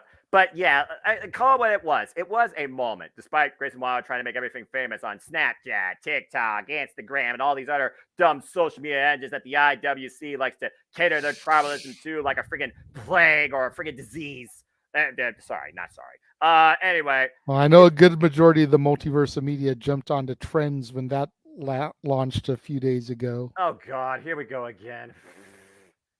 Yeah, we'll see how long before that gets catered by some billionaire with an overinflated ego and a giant ass wallet. What would I do if I had a freaking 7/12-digit budget? Not invest in this dumb shit. Tell you that much. But I digress. Anyway, yeah, it was just one of those things where I think about John Cena, his commitment to WWE, his appreciation for the constant support for us, even whether we hated him. Again, polarizing, the most polarizing figure in WWE history. Let's go Cena. Cena sucks. You would think somebody would turn heel on that. He never did. He always gave 110% in and out of the ring for the WWE universe. But this was the international side. And this was one of WWE's biggest, or according to what we've heard from Triple H, the biggest show for the UK in WWE history. And then Grayson Waller came out and decided to punk Cena, and I'm sure that's not going to go without a receipt because you don't drop Cena without getting some sort of attitude adjustment. Just saying. Mm-hmm. Either way, this is a fun moment, especially this week, but it wouldn't surprise me if we get Grayson Waller versus John Cena at WrestleMania 40. It wouldn't surprise me one bit here in the States. But I do hope London gets to WrestleMania because they more so deserve it. And based on what we know, we got Tennessee coming up, I think, some year. I think they're going to do Minnesota maybe for 41. I think that's the rumor. So maybe London can literally be, like you said, maybe it could be that milestone year in Wembley. But only time will tell. Yes. Let's see here. WWE is like Cena. Why you do that trying to do something we can't do yet? Oh, I see. Like Cena, like, oh, he's trying to book because Triple H was asked about that during the Mia scrum. He was put on the spot. It's like, damn it, Cena. What you think I'm just going to be like? Yeah, we're going to do WrestleMania in London, but a lot more goes into that. I mean, heck, they basically book next year's WrestleMania after, literally the day after your freaking current WrestleMania is done. It's nonstop. So, again, we're already way past WrestleMania 39, and again, I have my thoughts on that. So, 40 is known. 41 will be primary official. Wouldn't surprise me. Literally during Elimination Chamber next year. And it wouldn't surprise me that I pick one for 42. What's the state they haven't hit yet that has a big giant stadium? Well, I know that there's rumors of either 42 or 43 being in Tennessee. That's the one Tennessee I heard Titans. Of. Yep. But I don't think 41 or 42 have even rumors yet. So 41 could be Wembley Stadium. The day Wembley Stadium gets announced for WrestleMania is the day that I worry for the UK economy when it comes to what people will spend to be in that building worldwide. You know, I've always wanted to go to England. Same. I've always wanted to see WrestleMania again. If WrestleMania goes to Wembley, I might have to try to figure out a way to make that happen. Let's see. Get a passport, look up a cruise line, and go from there. I mean, Italy's always been a dream vacation. I definitely feel like I'll be spending some time in Liverpool and Abbey Road, and if you know, you know. And if you don't know, then you might want to tune in to our August karaoke where we'll be doing the British invasion. Oh, good Lord Almighty. And it's going to be after a hard day's night. But we'll see what happens with that. Ringo Starr won't be there. Noah's going to need some help to get his voice saved. Yeah, no kidding. Anyway, come together. But we'll see what happens there when we all come together in some capacity. As everyone came together during this moment, and I'm pretty sure no matter what you thought, it was thank you Cena even after he got up as he was left laid out by Grayson Waller. And yeah, I mean, again, working with Cena and Edge in the same week, that's a heck of a big kickoff for a Grayson young Waller. man's career. And as far as these bad puns, we need to just let them be. Yes, I completely agree. You talked about thank you Cena. Is it time to talk about thank you Trish? Good segue. I think so, because we're not going to go into a yellow submarine. We're going to go into probably the best women's Money in the Bank match I've seen in its young history. Because as you alluded to, it was time for the women's Money in the Bank ladder match. And it was Zelina Vega who did the Santos Escobar spot, a sunset flip powerbomb over a ladder. You crazy non-diva. The man, Becky Lynch, who hopes that one day she can get maybe in a WrestleMania or a big-time show in Dublin, Ireland.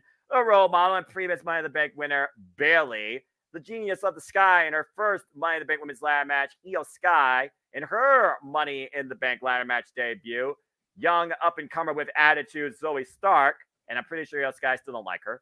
And as you say, thank you to her, first time ever involved in the Money in the Bank ladder match.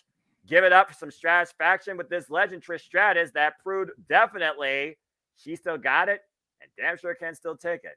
JJ, before we go anywhere here, I have something I want to say about this graphic. Go ahead. Due to the placement of the ladder, why does it look like Zelina is just a floating head? Like everybody else, you can see some form of skin, clothing, whatever. You even see Io's hand there. But because of the placement of the ladder, Zelina Vega looks like a floating head. Zelina Vega is actually taller than the ladder. How's that for perspective? I'm just throwing that out there, but continue. No, I had to get it while the graphic was up. No, that was brilliant. Thank you for that.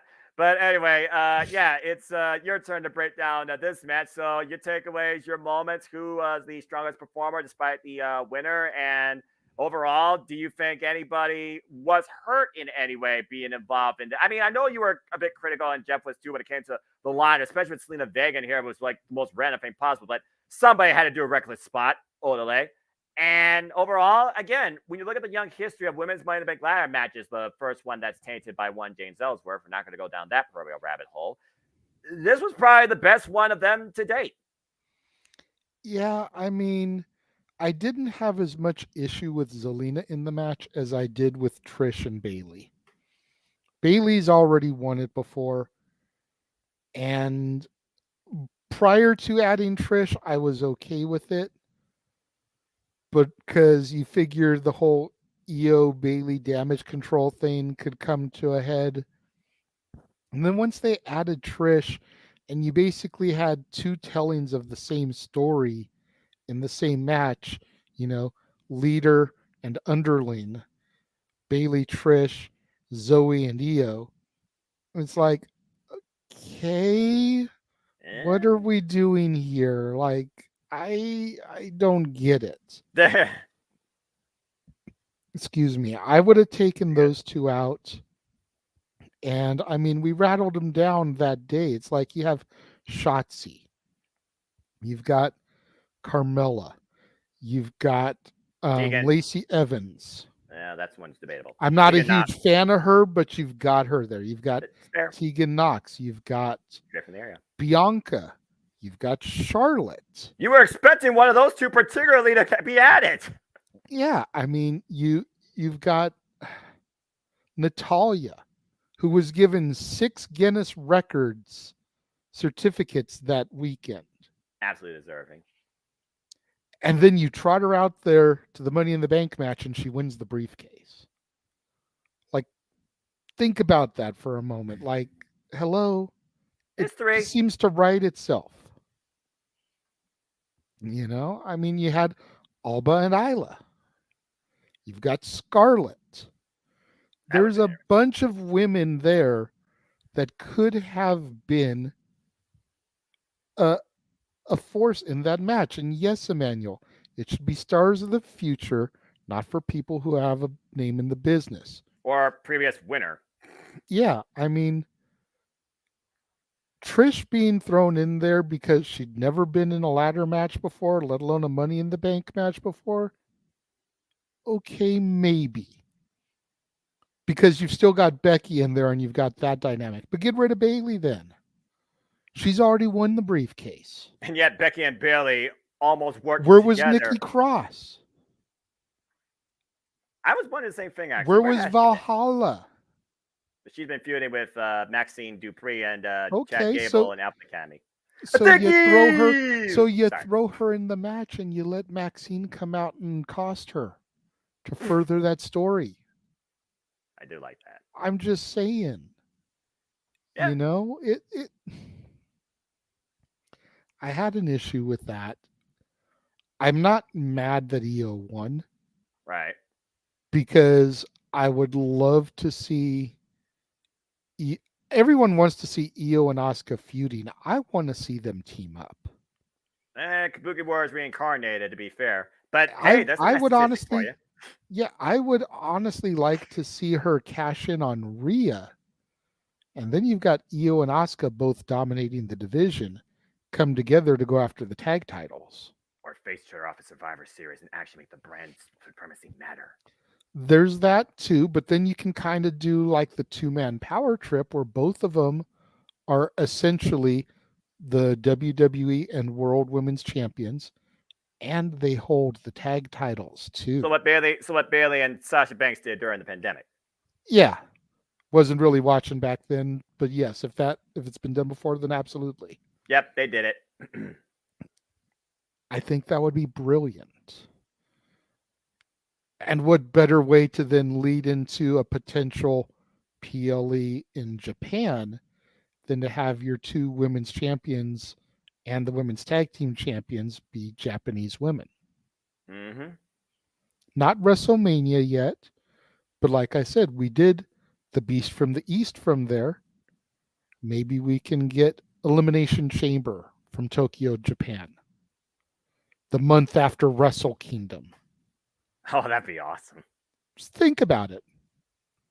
On the road to WrestleMania, you must go through the Tokyo Dome. You must be tested, young grasshopper. And they could use Jackie Chan for the voiceover. I'm just saying, let's do it. Book it. Do it. Give us royalties. I don't know if Bruce Lee can still do that. Like, or get the actor from Karate Kid that did the dojo thing, because they like to do that stuff. Why not instead get somebody who legitimately has history with WWE? SmackDown #1 announcer Funaki, anybody? I don't know if they would do that, but I would love to see it. I would love for Funaki just to be part of the commentary, honestly. For real, like have him and Taka Michinoku as commentators that night. You think Taka would ever have one of them on commentary and one of them backstage interview? I absolutely do. I absolutely do. You know what? I never thought I'd see Carlito come back. That's fair. I definitely think if WWE went to Japan, Taka Michinoku would get involved. Taka would just be yelling, "I hate Lucha." Oh, man. Don't call me a legend. Oh, my God. Kai and Tai versus the LWO. Book it. Oh, God. Don't mention the thing. Don't mention the thing. No, I won't mention that, but Kai and Tai versus the LWO. Oh, Lord. That segment. Anyway, but yeah, talking about the whole Japanese aspect, as we saw, the Genius of the Sky, what a fitting name with the way that she literally capitalized, cupping Becky and Bailey, the two probably most go-to winners for this thing on each side of the ladder, and then literally climbing over them to seize the prize. Talk about literally surpassing the summit. That was beyond genius. That was brilliant. Mm-hmm. And literally stepping over Bailey to get to the top of the mountain. Yeah, well, that does make me wonder, though. We did see at the press conference, they seem on the same page. We saw, spoiler alert, at MSG, attempted collusion with the cash-in, but Bailey has been there before. Does she still want to be there? And like you said, mentorship role, etc. Is it still that type of feeling? Or, again, will Bailey's own envy, like when she turned on Sasha Banks, get to her, and will she turn on Io? Maybe claim as her own. I mean, we have seen the Money in the Bank briefcase stolen before, even though it was due to shenanigans. Hello, Kennedy. But that would be a unique way to cost somebody. And as I said, the women's Money in the Bank ladder match has 100% cash-in success rate at this moment, which is why we were going for Becky, because we figure the only ones that failed usually to cash in Money in the Bank, from a men's perspective, are baby faces. baby faces that have been to the top of the mountain multiple times. John Right. Cena. John Cena. You The know, first one. Becky could have easily been a failed cash in, and nobody would have thought anything less of her for failing because she's already been a multiple time champion. Yeah, and Trish But and you Zoe give the Stark once briefcase to somebody like Io, who tries to seize her opportunity and fails, and people are going to be like, "Really? You gave it to her just to choke?" Mm-hmm. So at this point, I think Io can't fail, and I feel Io catching on Asuka just seems so damn obvious because, to my knowledge, Io and Rhea don't have any negative history. I think they've actually worked together before in NXT War Games in the Black and Gold NXT. So I don't think there's no I'm trying to think here. There's also War Doesn't Games need to be Chicago. bad blood. Doesn't need to Eh, be bad blood. What is Edge's nickname as a result of being Mr. Money in the Bank? Mr. Opportunity, Ultimate Opportunist. That's fair. That's That's fair. all that you need is an opportunity. Yeah, You know, that's true. if we have Raquel versus Rhea, two bad bitches throwing punches at each other in SummerSlam, Take my money. here comes Io Sky to cash in. Io Sky Pick up the literally put scraps. up her NXT Women's Championship JJ against Raquel when she beaten everybody else, and Raquel was the one that beat her for the title. So there's your payback. There's your story right there. Raquel defeats Rhea at SummerSlam. Io cashes in, immediately takes the championship off of Raquel. Oh, damn. So now you've got good. payback because Raquel dethroned Io, Now you're and talking. you've got a way to turn Raquel heel and have her finally lose that smile. Because now she's pissed. She finally became champion on the main roster just to lose it like that. And that, ladies and gentlemen, is what you call organic storytelling in defining top competitors in a stacked but underappreciated and booked WWE women's division. Thank you and good night. Okay. Anyway. But yeah, Trish Stratus now going back to the whole, my nose is broken, wearing a freaking mask back from the early 2000s. I'm curious how far she goes with that gimmick. If not, you do like Cody Rhodes Grotesque, uses the mask to her advantage, maybe headbutts her opponents, because I think we're on the collision course for Becky versus Trish 2 at SummerSlam, with Zoe Stark now known as a factor. Definitely will be in the corner. I don't see them doing some sort of stipulation where Zoe Stark is banned from ringside because the man's going to be like, I can take both you bitches on. I really can see that. As far as Selena Vega, she used the Chikella. That was kind of funny again. Apologies if I screwed up what that's called, Emmanuel. Please forgive me.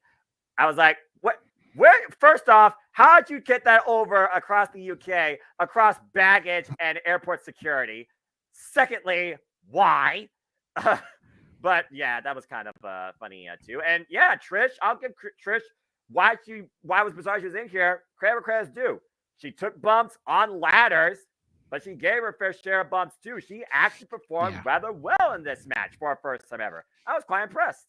I was impressed and scared because at almost 50 years old, Trish Stratus doesn't need to be taking those bumps on a ladder. Even if she does yoga. Yeah.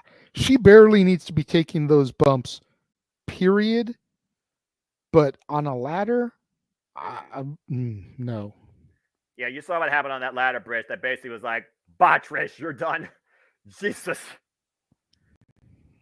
Well, reckless abandonment. That is a Money in the Bank women's. That's just a Money in the Bank women's match. And of course, Zoe Stark, she was taking out play with Selena Vega and that ridiculous sunset flip power bomb when Zoe Stark was literally folded up like an accordion inside the ladder.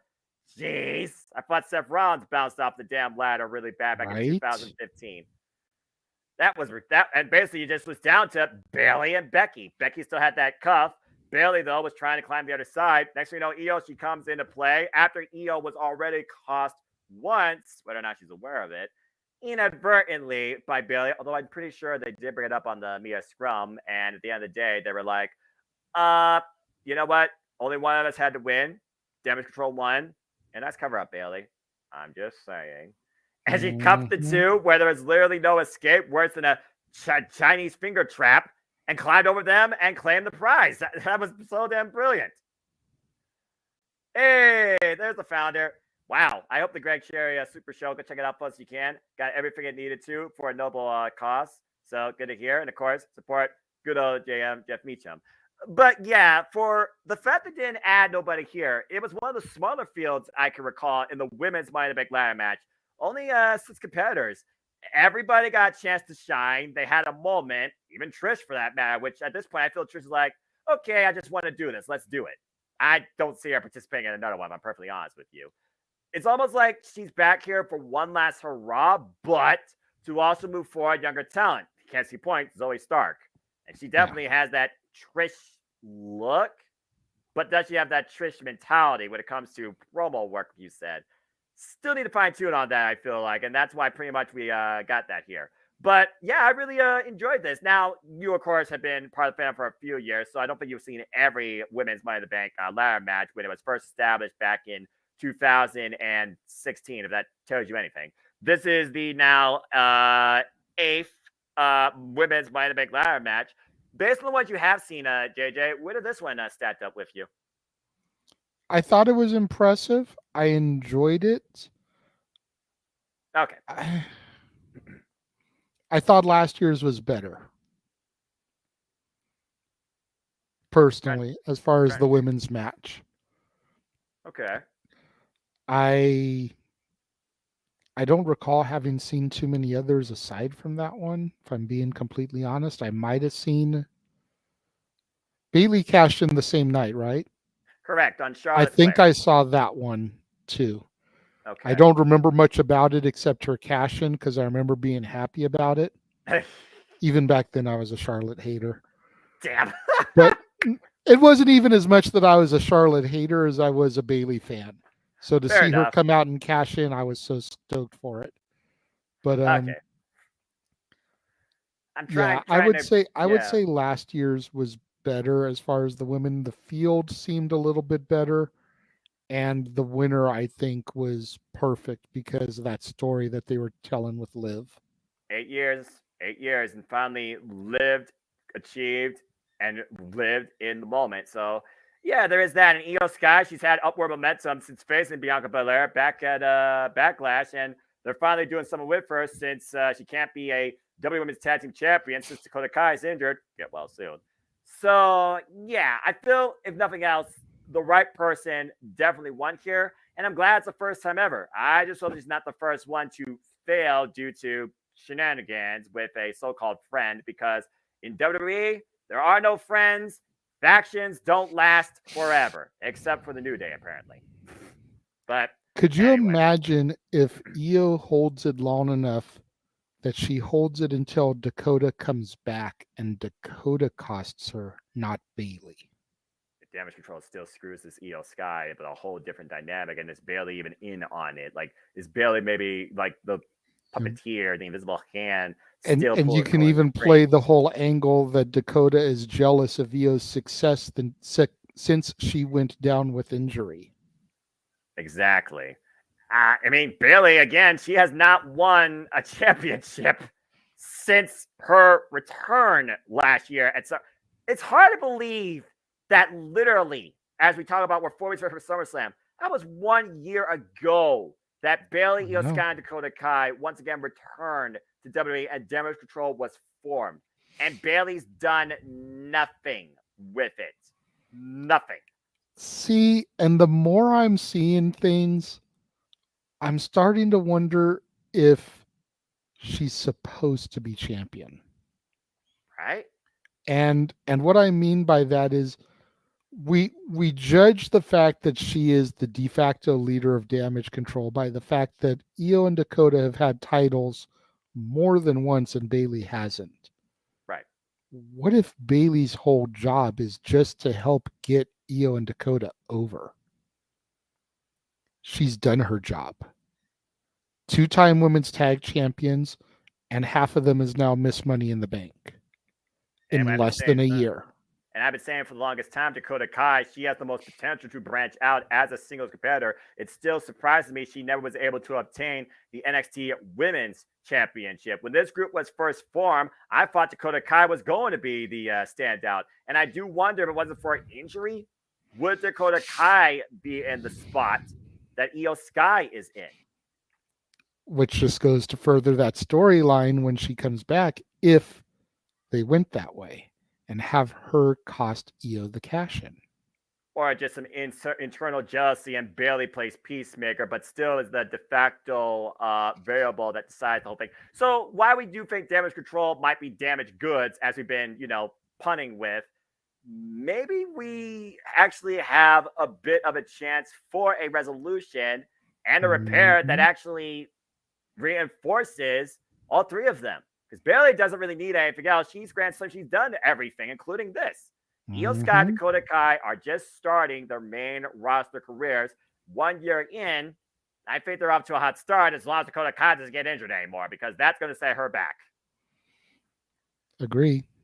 I wonder now if Bailey knocks out Io, can Bailey catch and claim as her own? Well, again, as we alluded to, is Bailey the de facto here? She's going to turn on her friends. We see with so many other factions and teams. Is she manipulating the system, waiting for Dakota Kai? And was Dakota Kai maybe Bailey's chosen one? Is Bailey the Triple H in this situation? Like, we don't know necessarily what the evolution of damage control is going to be, and whether both adapt or one perishes under the scene, or if Bailey has a plan B. Let's not forget who Bailey's proverbial wrestling father is. Triple H, folks. And ever since Bailey made that heel turn as the role model, it reinforced her career to the point she ran WWE's Women's Division in front of nobody, unfortunately, during the pandemic.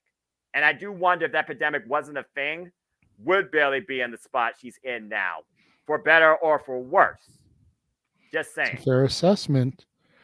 And yeah, that's an interesting take there, Emmanuel. Does the briefcase have a name on the contract? I don't know if it does. Like, that would be a great, Money in the Bank now is a concept that's been 18 years deep. Correct. It's almost been 20 years, because 2005's WrestleMania 21 was the inaugural. With Edge. And all signs point to that being the one we're going to do the retro call of. Yay. But for a concept and a match that has been held, you've been having at least 2 matches a year for the better part of the last 15 years, 14 years. Basically. I wonder if this would be a great new twist and dynamic to the lore of the Money in the Bank tale. Because we've never had that before, where somebody, like a manager or whatever, has taken the briefcase to cash it in. This would be an interesting new dynamic that would end up resulting in a rule having to be made in future briefcase winners. It's like an amendment to the Constitution. It takes something happening before an amendment can be made that it never happens again. Right. If chaos is ensuing at ringside like it did last night on SmackDown, right, and let's say Io gets indirectly KO'd, but Bailey is out there with the briefcase, can she clock Asuka upside the head with it, cash it in, pin her, and become women's champion? Yeah. That has not technically been defined, I don't think, as far as the WWE rules and regulations.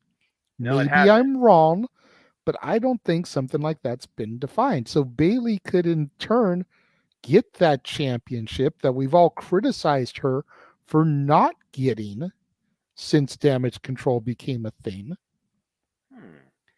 And then, what do you do? Do you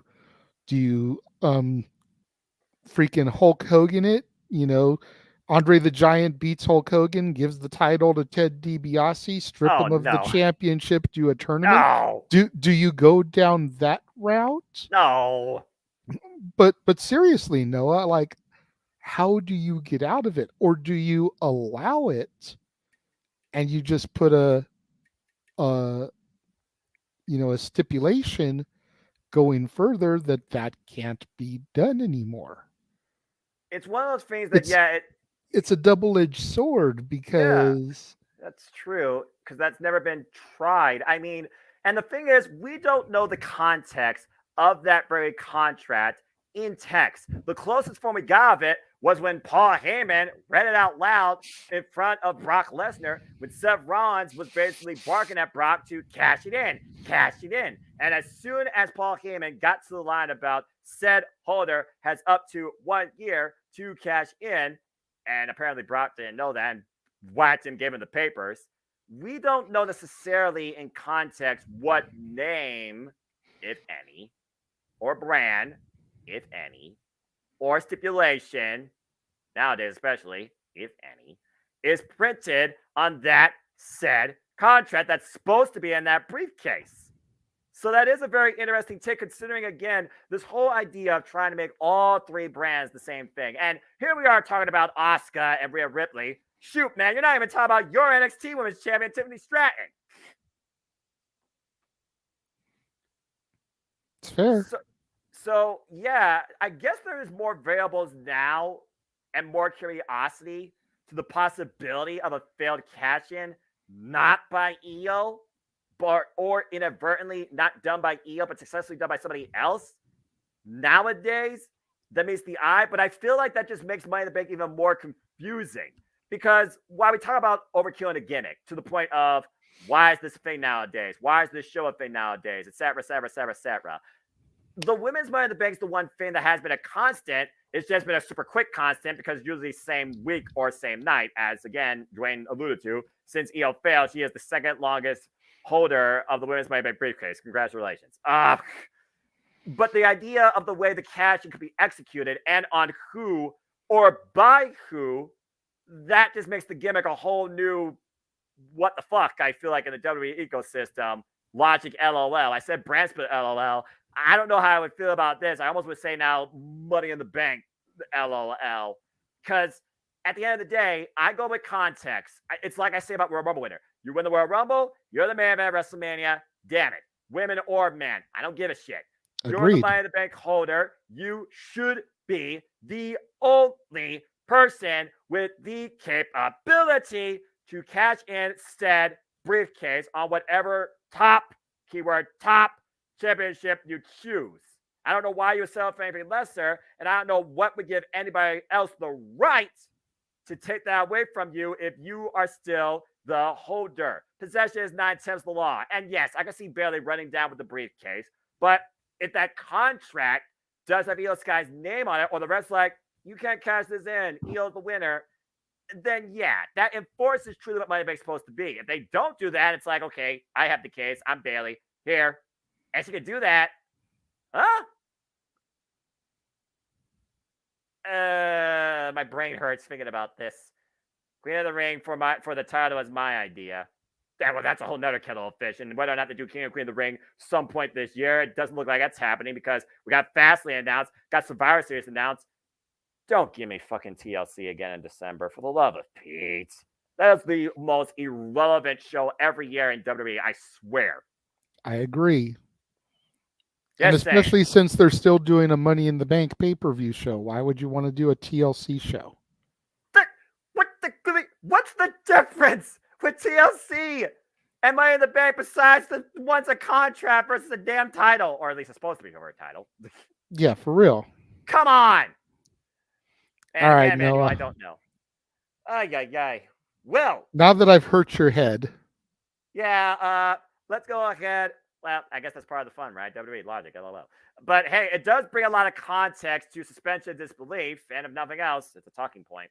So Yes. let's go ahead and talk a little bit about this, because while the match was a story in itself, 7 years in the making, and it was a very competitive bout, it more so was the elements of Mr. Money in the Bank, I think, that everybody was talking about. As Seth freaking Rollins successfully defended the WWE World Heavyweight Championship against Finn Balor.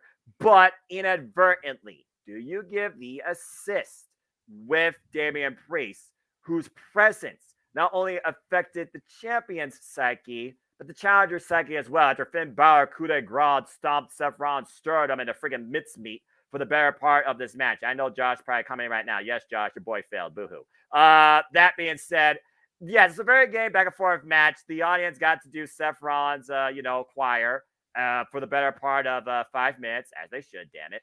And at this point, Judgment was played out. Seth freaking Rollins burned it down. He was able to get the better of Finn Balor and retain the WWE Heavyweight Championship. But afterwards, that subtle look with Finn Balor, Damian Priest's presence being known by both faction leader and person that's well experienced with the Money in the Bank briefcase, still catching the century to this day. I do wonder at this point, and I see it all the time in groups. It's fine. Is everything fine? Is it fine? Well, according to what we saw Monday night in the highlights, we're going to carry verbatim. No, it's not. Because when Damian Priest challenged Seth Rollins one-on-one for the title prior to Finn Balor and came up short, and Finn Balor's been waiting for this match 7 years and came up short, does Finn Balor have himself to blame? Will he carry out the blame on Damian Priest? Will continue to build in friction within Judgment Day? And will someone in Judgment Day be left with a verdict that they will not be able to object to for the betterment of their career? At this point, who's more powerful in Judgment Day? I thought it was Rhea Ripley. Well, Rhea Ripley hasn't had a real challenger for her title since winning it against Charlotte Flair at WrestleMania, except for Natalya, at least on Raw. Now try and come up with something on the bigger stage and represent it as such. Finn Balor, been the prototypical leader of Judgment Day now for literally a year, and so far has not been executed or concertoed out of the group. With JD McDonough still waiting in the shadows, will he surpass his leader? It too, JD. And then I also think about Damian Priest, who right now has probably more power than everybody in Judgment Day combined, considering he holds the Money in the Bank briefcase. He who holds the case holds the keys to their destiny. He who holds the gold has all the power. Triple H couldn't stand it when Randy Orton got the WWE Heavyweight Championship. We saw what happened there. Now, I don't think we're going to get a similar situation here, but a little bit of foreshadowing, maybe, considering Triple H guy, Finn Balor. The match was what it was. The result was obvious. The context afterwards, not so much. JJ, what's your takeaway now on this Judgment Day dilemma? I think it's interesting because you call Finn the de facto leader for the better part of a year. Basically. And I question that. That's why I said de facto, because it's like, yeah, you lead by example, but you fail. I question if Damian Priest hasn't been the leader the entire time this past year. He was the number 1 draft pick from Edge. True. Then Rhea came into play. You think that was Damian Priest's call, or did Rhea act on her own, or was Edge still playing leader at that time? When did Damian That's a good question. When did Damian Priest come into play when he gave that promo to Edge and was the fix in the whole time, courtesy of Damian Priest? Like, who truly dictated Judgment Day's direction after Edge initially created it? That's a fair point. I mean, I in my heart of hearts feel like this has always been Priest's stable. Even when Edge was the leader, it was Priest's stable. It was designed to make Priest bigger than who he was at the time. And in that aspect, it succeeded on every level. Even when we thought the Judgment Day was failing. Right. Because you look at where Priest is now, a year and a half later. You know, by proxy, Priest has elevated Rhea. Priest has helped reestablish Finn. Priest has taken Dominic to the fucking moon. Pun intended.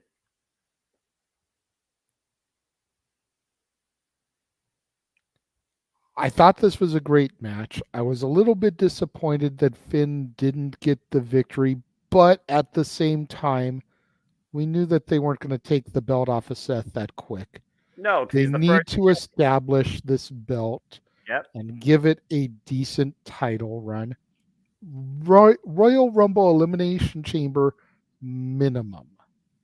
I can go with that. I mean, what if Dot dot Finn dot. takes it off of Seth in the chamber and then Priest cashes in on Finn at Mania? Ooh.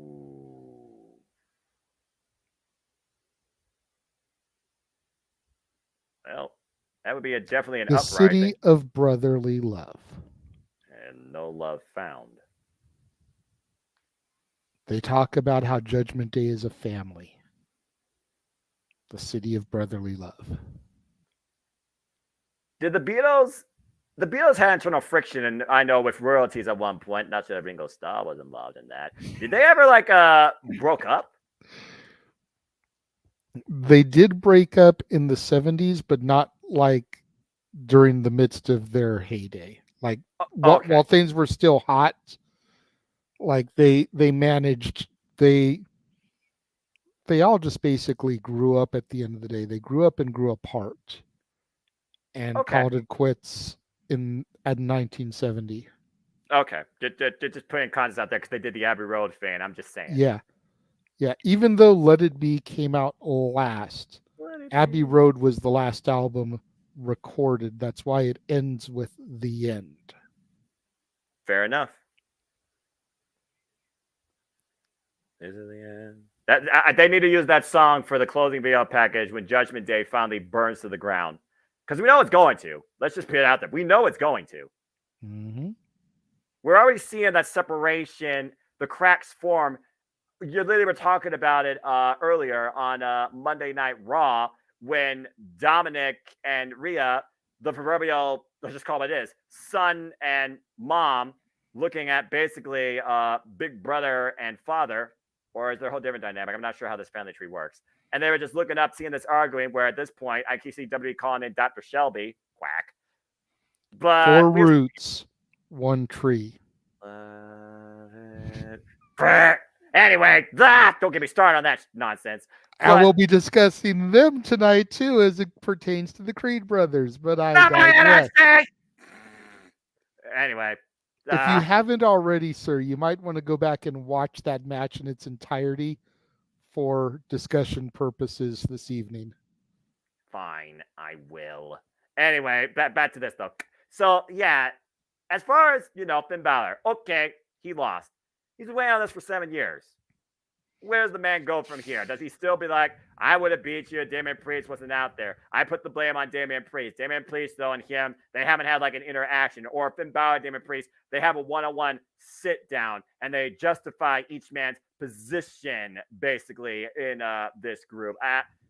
To me, this feels more like it needs some sort of court and might actually pull off a court segment than what was deemed as court last night. We'll talk more about that here in a moment. But yeah, the story for me was not Finn Balor versus Seth. It's Finn Balor versus Judgment Day at this point. It definitely feels that way. And with the fact that we got a little video promo on My NXT this week, damn it, from Finn Balor saying that Judgment Day is coming this coming week. Yeah. It's going to be interesting to see what happens here, Whenever Finn has needed a reinvigoration, he has gone back to NXT. That's a fair point. And he became NXT champion during his reinvigoration. So that's a fair point. So could this be the future for Finn? Could he be coming down there for a spell, much like Baron Corbin is? I still can't believe Baron Corbin's back down in NXT. It's like at this point, like, and apparently he's going to be there for a minute because he's doing well down there. So they may keep him down there for, I'd say, at least the rest of the year. Maybe throw him in the Rumble as a surprise entry in the Rumble, because he will have been off of the mainstream TV for 6 months, and Baron Corbin coming in would probably get a decent reaction. But that's neither here nor there. That's not what this is about. But no, we're going way off the track. But Finn going down there this coming Tuesday, whether it's him solo or whether he brings the entirety of the Judgment Day with him, since Priest is Mr. Money in the Bank, since Priest needs to dangle that carrot in front of him, Carmelo Hayes, NXT my champion. NXT champion, goddammit. Hey, I respect the man. It's going to be interesting to see how that either strengthens their bond or further disrupts the cracks in the foundation. Especially taking a look at, and here's a potential match for you, the Schism versus the Judgment Day. You're laughing, but it's 3 men and 1 woman on each side. Damn it. And we've said for a minute that Dom Dom could benefit for some work in NXT. I did. Everybody else came through that program. So the Judgment Day versus the Schism. It's still weird to me to think that continued storylines now seem to merge across the Free Brands branch with LOL. But they're literally trying to bring NXT up to that level of Raw and SmackDown. And I know this is a little bit out of context, but I'm just going to call it like it is. I just don't see that since it left the network. It's going to be always the runner-up, the redheaded stepchild to Raw and SmackDown, in my opinion. And I don't know necessarily if this is for its benefit or further hinders it, even with this experienced talent previously from NXT involved in the likes of Finn Balor. But as far as this Judgment Day dynamic goes, and you're talking about Baron Corbin and resetting himself, no, if he's true, if you guys are literally saying that Baron Corbin is going back to my NXT days as the Lone Wolf, name implies Lone Wolf, but I'll believe it when I see it. What the heck? Is he going to be facing Von Wagner at some point? There gum. That was another thing that happened this week is Baron Corbin basically torched all of his old gimmicks. Yeah. He's starting fresh. He torched his Lone Wolf vest. He torched the Happy Corbin stuff. He torched the bum-ass Corbin stuff. He torched his King of the Ring crown and fur. Wow. Despite his return to the Lone Wolf 2 weeks ago, this past week, it's like, that's all the past. We're here to begin a new future. I will wait and see what happens towards the next NXT PLE before I try and hit that clip under WWE's YouTube page. But okay. Fair enough. And as far as this goes, we'll see what happens with the Judgment Day on the way to SummerSlam. But Damian Priest having the golden opportunity towards any championship in WWE, any in parentheses, you better go for the top prize, you bloody fool. Just saying. We'll see where this goes. And as far as Finn Balor, maybe mommy has to, remind the children, quit acting like kids and act like men. Because now we have Ripley, you truly need to be owned up to what your name is, I feel like. Mm-hmm. Oh, good grief. Parental discipline, a lack of which in this generation, not by you, but clearly a lot of people. But I'm not being political here, or nor talking about foster care and family system and all that type of stuff. Bottom line, if this is Vince booking, though, expect a Dr. Shelby segment. Quack. Just saying. All right. As we move on. Only as long as Harold is there. Oh, God. You know what? That'd be sports entertainment, right? And, of course, that'd be probably your opening teaser towards your feature presentations. We had a great talk this entire time, and I hope everybody's enjoyed the conversation. Again, please like, share, comment, tell a friend. Super chat, my friend here, Cast Lady Studio. Super chat, simple as that. You want to do the conversation. And now it's time. You've probably been talking for a long time now.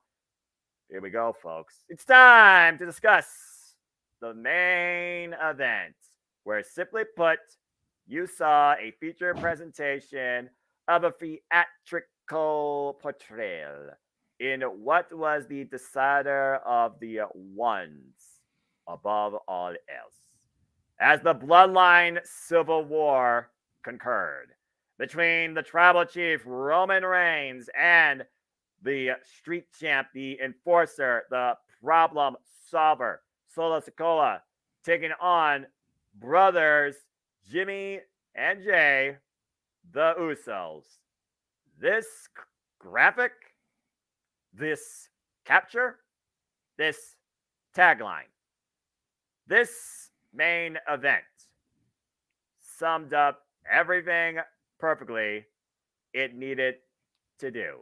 And yet, now that we are past Madison Square Garden SmackDown, and what was pretty much the only real talking point of that entire show as far as the heaviest angle goes, that literally was a combination of a whole hour in itself with the two segments, JJ. I don't think we're in the final inning, but I do think you're in the last third, if not just beginning. Yeah, no doubt. I mean, this match was everything that it needed to be, and then some. There was drama, there was suspense, there was comedy, there was action. There was horror. The fact that Roman ate the pin was as scary as a jump scare in a horror movie for some people. Namely, a 14-year-old girl who was sitting on my couch here watching, but I digress. It was so good. It's great storytelling. And we were talking before we came on the air about, is this the greatest story professional wrestling has ever told? And it's like, man, I definitely would probably top 5 for sure. That I agree with. Top 3 possibly. Number 1, I mean, I know people that are going to sit there and be like, abso-fucking-lutely. Without question, 100%, Jeff Jarrett Conrad style. But you think about the mega powers exploding. You think about the NWO. You think about, the Flair Steamboat rivalry. You think about something we're going to see on Collision in just mere hours, Punk and Joe. You think about some of the rivalries in pro wrestling, like AMW and Triple X. Yes. You Briscoes think about and Austin FTR. and McMahon. Austin and McMahon. You even said Kane and Undertaker.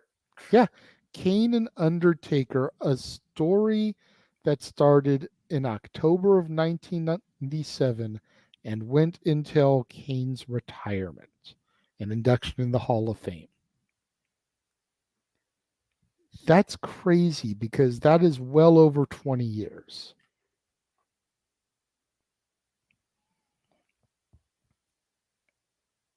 And is this better than that?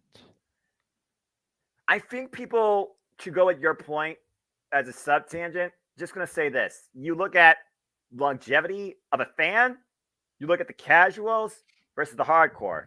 Put this in perspective, folks. Hi, my name is Noel Foster. I'm 31 years old. I've been a fan of sports entertainment since 1992, on and off. And then I explored professional wrestling beyond that with Ring of Honor, TNA, NJPW, just to name a few. Thank you. That being said, it's one of those things where it's like the younger generation may only truly know about this versus what they chose to watch or learn from their elders, courtesy of the WWE Network or Peacock in this case, which still sucks. Yeah, absolutely. Absolutely. And, just to follow your lead here, hi, my name is JJ. Hi, JJ. I am 46 years old, and I've been a wrestling fan, sports entertainment fan since 1998, on and off. There you go. Chat, let us know who you are. Please give us your name and give us your testimony towards your fandom of sports entertainment. We love to hear you. I'll even acknowledge you on air. But absolutely, we encourage you to interact with us, discuss with us, debate with us. But I think also, a lot of it comes down to, like you said, the generation of fan, when they became a fan. And is this the first long-term story that they've truly been exposed to? Continuously, without a stopping point. Because if it is, then you can understand their argument as to why they think it's the greatest ever. 3 straight years of Some this. people, some people would go back to Flair and Rhodes. And especially you figure in, the Horsemen and everything and their issues with Dusty. Some people would go back even further than that and they go to something like San Martino. 2,000 plus days. You go to Hogan and Piper. Oh, Lord. And the fact that WrestleMania wouldn't even exist if Roddy Piper wasn't such a diabolical villain that everybody that lined up to come inside the Garden that day wanted to see Piper get his ass handed to him. To the point, they got Cyndi Lauper and Mr. T involved. Yeah. I mean, everyone puts all the praise on Hogan for WrestleMania, and don't get me wrong, Hogan deserves a good majority of it. Not all of it. Mania would not have been a success if there hadn't been that diabolical villain that everyone wanted to see get their asses beat. To put it into storyline terms and to movie terms, as that's what I do. Infinity War and Endgame of the Avengers saga would not have been shit if people didn't want to see Thanos get his ass whooped. It had been building across multiple movies. It would not have been as big if he hadn't been that diabolical that people really wanted to see him get his ass whipped. And because that was Roddy Piper in 1984. The loose cannon. I never knew how to shut his damn mouth, but damn sure made sure he knew he made you know who he was. And the Bloodline story is definitely getting there. Now, again, is it better than Austin McMahon, which ran for a long time as well? I'd say at least from 97 until Austin officially retired in what, 02, 03? I think it was 02, because 03 he came back, I think, as a GM. That was the Eric Bischoff thing, I think, yeah. Yeah, because he had his last match at Mania 19. That was 03. I loved that match so much. So even if we go 97 to the beginning of 03, that's only 5 or 6 years. Right. The Undertaker saga, at least 20 years with Kane. Yeah, which saga are you referring to? Because here's the I'm thing. talking about the entirety of the Taker Kane story. And yes, there was starts and stops. Bingo. There was joining together as a team. There was heel turns and breaking up again. With but Paul that's Bearer, what family does. Yes. They fight, they make up. They fight again, they make up. Family is forever. And that's what this is a family. So, I don't know. What say you guys in the chat room? Is this the greatest story the WWE has ever told? Let us know. Yeah, because, again, it started off with nothing. My mom always says it all the time. Actions speak louder than words. I apply this to wrestling sometimes, where nothing but a face-off speaks more volumes than a single move or interaction thereof. There's a reason why Killer Kelly, all she needs to do for me is suddenly smile, and I'm like, let's freaking go. But as far as this goes, you saw the opening face-to-face with the 4 men. Mm-hmm. 2 men on each side. 1 bloodline. A family divided. Roman Reigns. Solo Sikoa. Jey Uso. Mm-hmm. Jimmy Uso.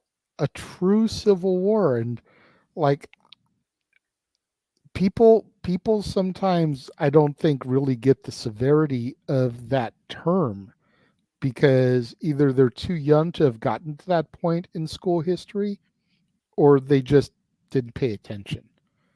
But our Civil War legitimately was fathers versus sons, brothers versus brothers, region versus region. That's why this angle is being touted as a Civil War match. You literally had baby brother on one side of the ring across from older brothers. You had cousin across the ring from cousins. And in the midst of it all, you've got Paul Heyman, whose heritage in his involvement with this family goes back to the Samoan SWAT team. Google it if you don't know. I'm pretty sure, JJ, they showed a screenshot of it last night from MSG. They did, but not everybody watches SmackDown. You yourself don't have Fox. You signed up for a 2-week trial so that you could call the Garden, but it's the Garden. Once that is gone, once that's Garden. gone, you will go back to not having Fox. So but like, I was not. Look, as a fan, let me talk to you real quick. Please as do. A fan, as a fan of pro wrestling, sports entertainment, I simply call pro wrestling because I love all things wrestling. That's why I create ATW. There's just certain things you just have to give that respect to, no matter what. You're a fan of this business, you realize the importance of Madison Square Garden to the fact that it is the Mecca. I don't give a damn what 100,000 seat stadium in Texas, California, New York, Florida, and even across the world WWE does. Nothing's been more important to the longevity of this whole damn business than Madison Square Garden. Continue. You made my point. Say no more, as they said in the movie Help. There you go. So yeah, back to this match though. And again, the subtleness, and then we finally get a little bit of lockup, but it was not Roman Reigns initially. As again, Roman Reigns, he's the guy who dictates everything. He is the dictator in this freaking Shakespearean. We've been saying it all the time to the relationship of Julius Caesar. Hell, his freaking gimmick before Bloodline was a thing, Roman Empire. I'm pretty sure Michael Cole literally said with the super kick heard around the world on SmackDown, eat two. Now, again, for those that don't pay attention in school, and I truth be told, I'm a math science guy, literature was not my strong suit. Don't know what the strong suit is for the younger generation, particularly ones off screen. And I also don't know the attention span of the younger generation, particularly the ones off screen. But that being said, I do know, of course, the story of Julius Caesar. It's one of those stories that everybody literally learns about in some capacity if you don't have a test over it. I don't miss those days, though. And again, it's all about my brother, literally, not just proverbially, stabbed me in the back and took my empire for his own. It is a tale as old as time itself in different ways and formats, but a same result, yielding an end to a way things once began. And here we are with the biggest circle I've ever seen in 3 years continuously with these four men. But the subtleness of Jimmy and Jay, who was the more emotionally proactive when Jimmy pulled the trigger at Night of Champions, why Jay was the first guy brought in line, pun intended, 2020. And then you have Solo, the newest guy on the scene in the Bloodline. Just call it what it is. The young gun, the street champ, the enforcer, Roman Reigns' new right-hand guy, his problem solver. At one point in this match, when things really picked up and escalated from an emotional and physical standpoint, Roman was at a sense of disbelief, of shock, where his immortality was rendered useless, not strong enough. He stacked them. He pinned them. He was going to exile them from WWE permanently, according to a pre-show promo by Paul Heyman. He didn't do that. To the point he didn't know what to do next. And Paul Heyman didn't know what to do next. His wise men didn't have any wise advice for him. Who stepped up, acted on their own, despite the fact Roman is the guy that wants everybody underneath his thumb. It was Solo who reinforced, you are the tribal chief. Get your ass up. Let's continue to beat them down. They are merely men. Men can be broken.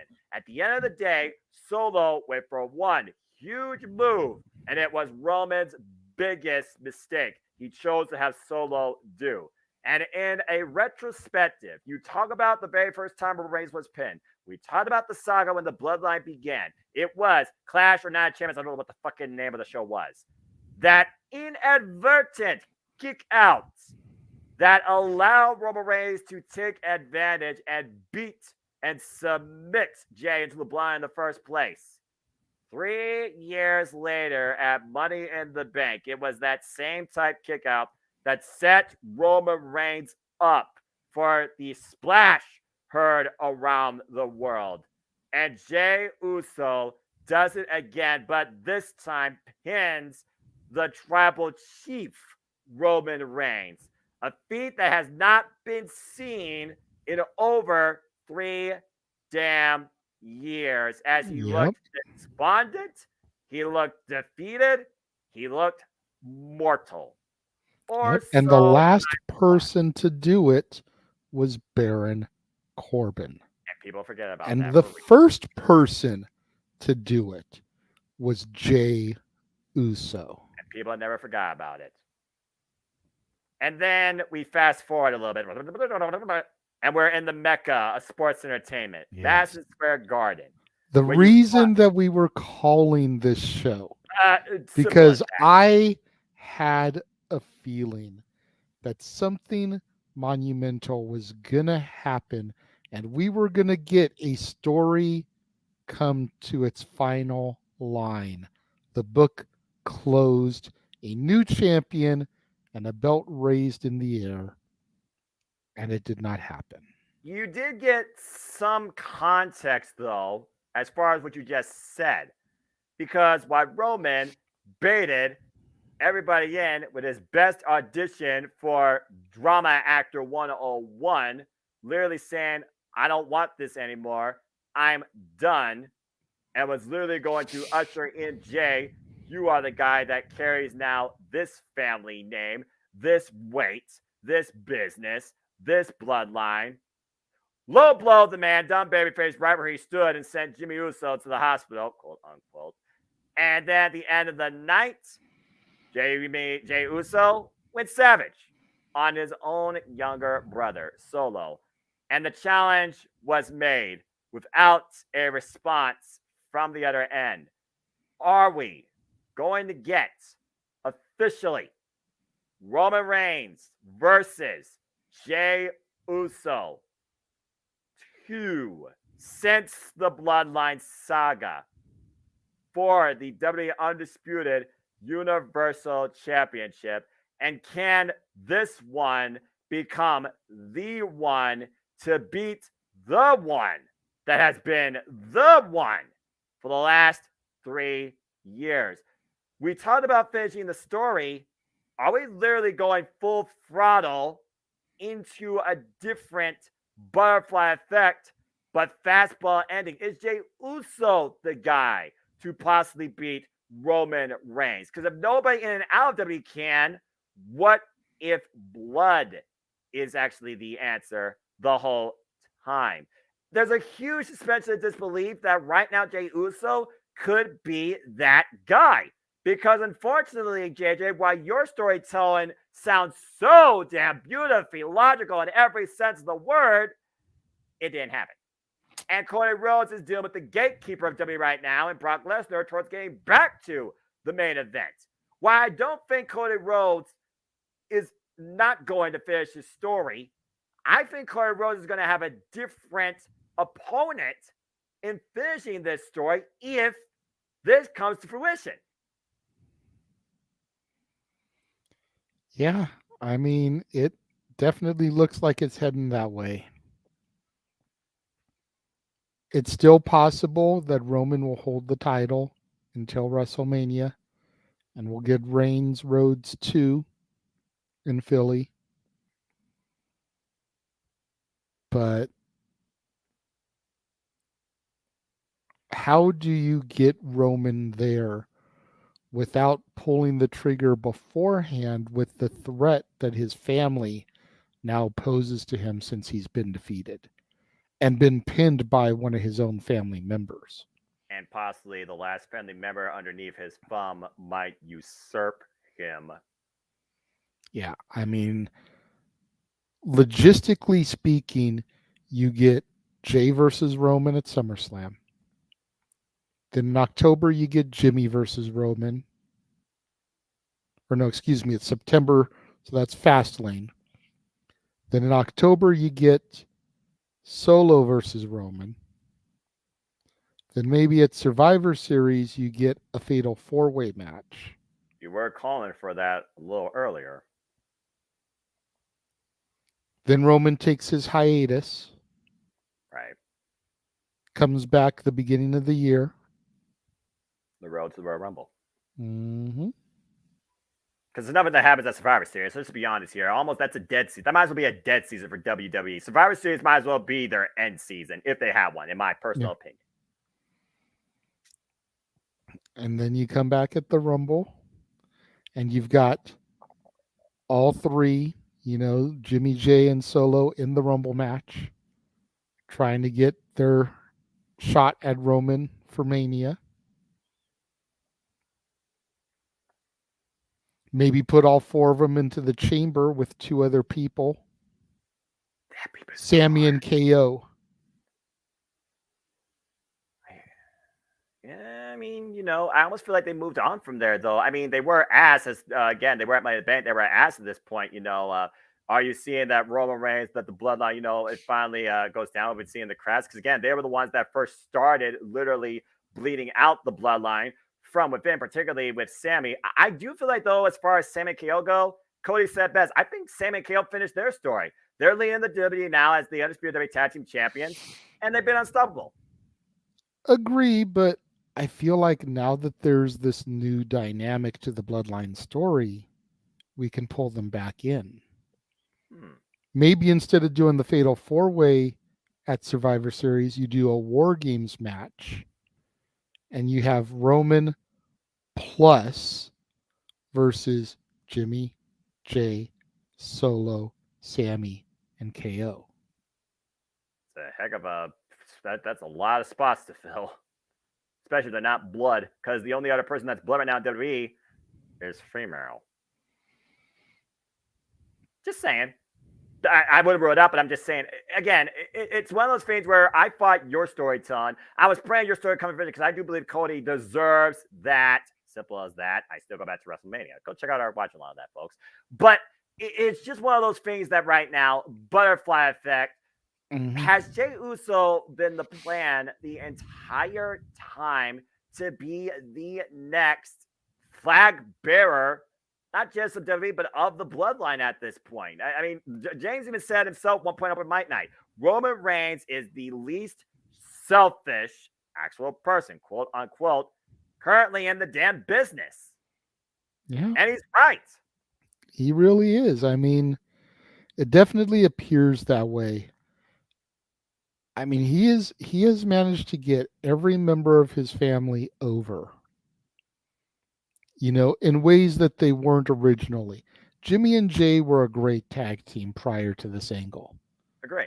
Now you've got two single stars that can come together to be a great tag team.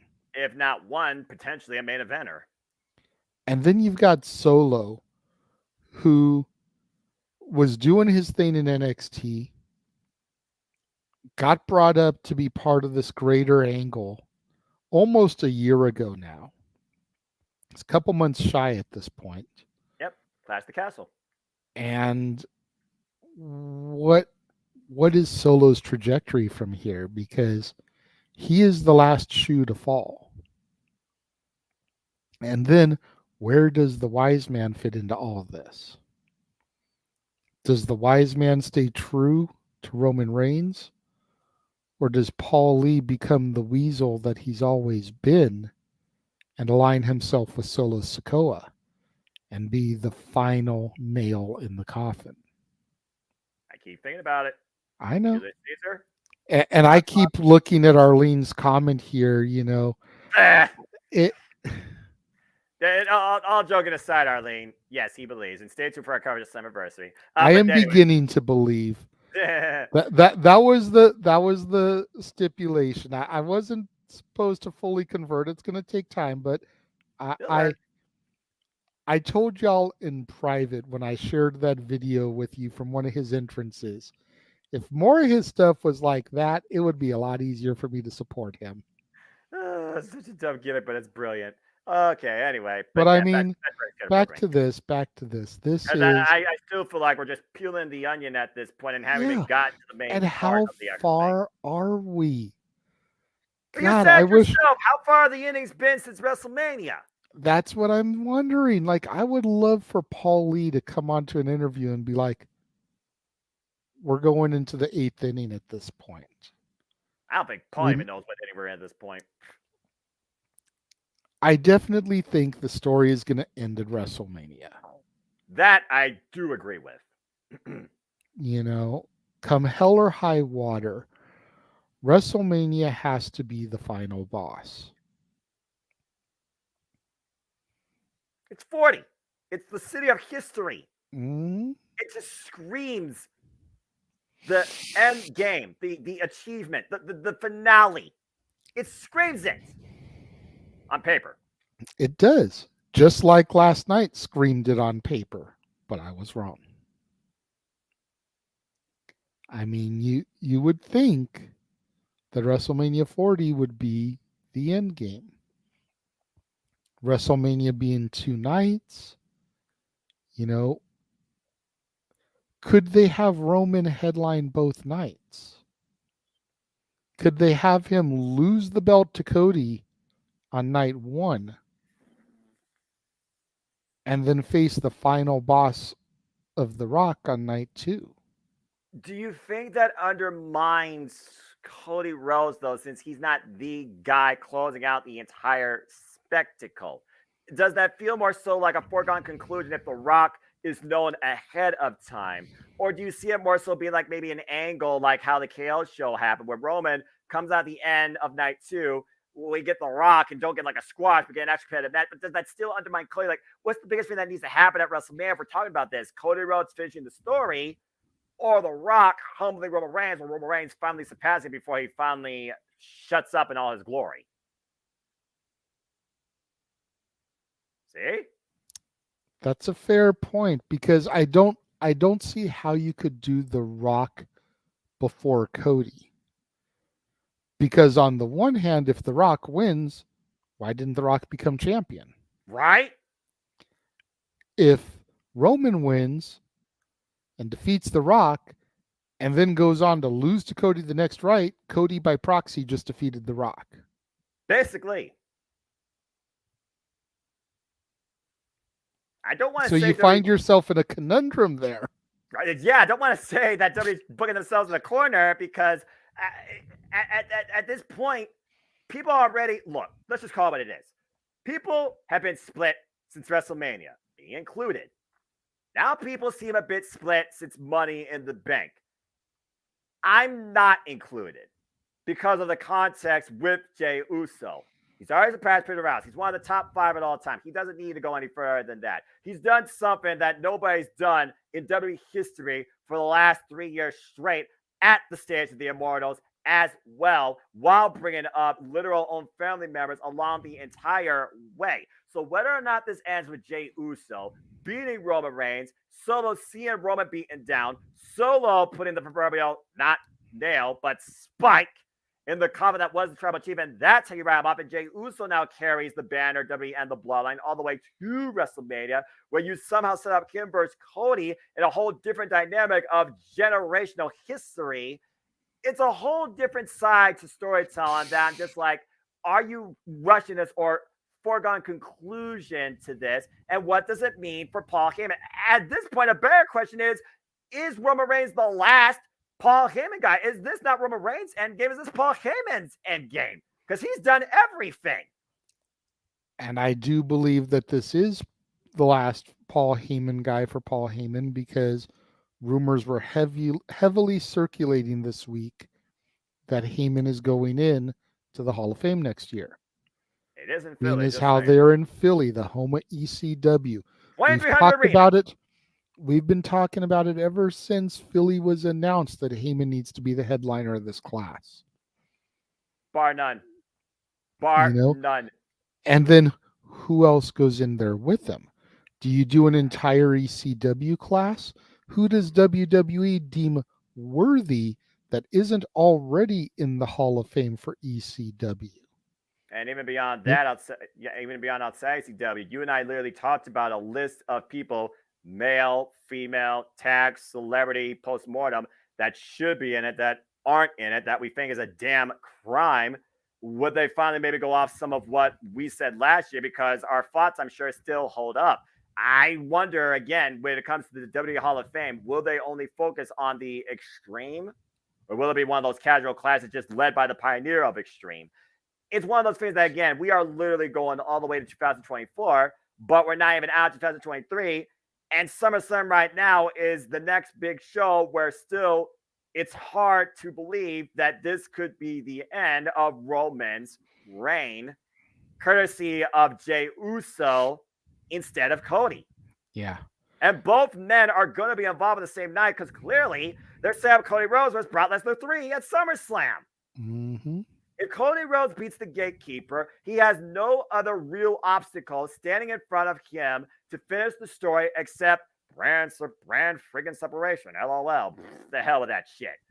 So, in theory, if Cody wins at SummerSlam and Jey doesn't, how do you push that out even further before the two men inevitably collide under long-term storytelling, where Cody actually does finish the story? What level of adversity is left for Cody to endure that prevents him from finishing the story if Jey Uso fails to take down Caesar?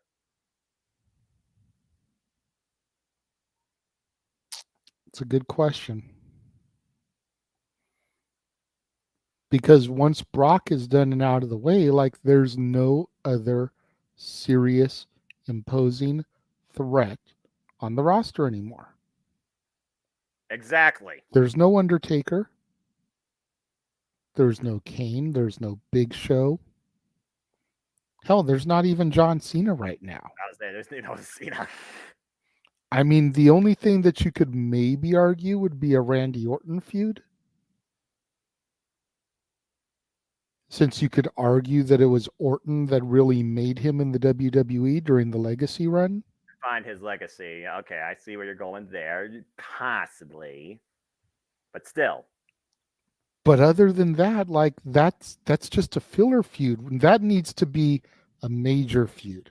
That needs to be a Cody as champion feuding for the belt feud, not a throwaway feud. I would make that his first feud if Randy Orton is fully clear to compete before Randy Orton is done with his WWE career, because it'd be a huge retrospective. Like you said, he defined the young Rhodes legacy in the beginning, whereas he's standing a post story.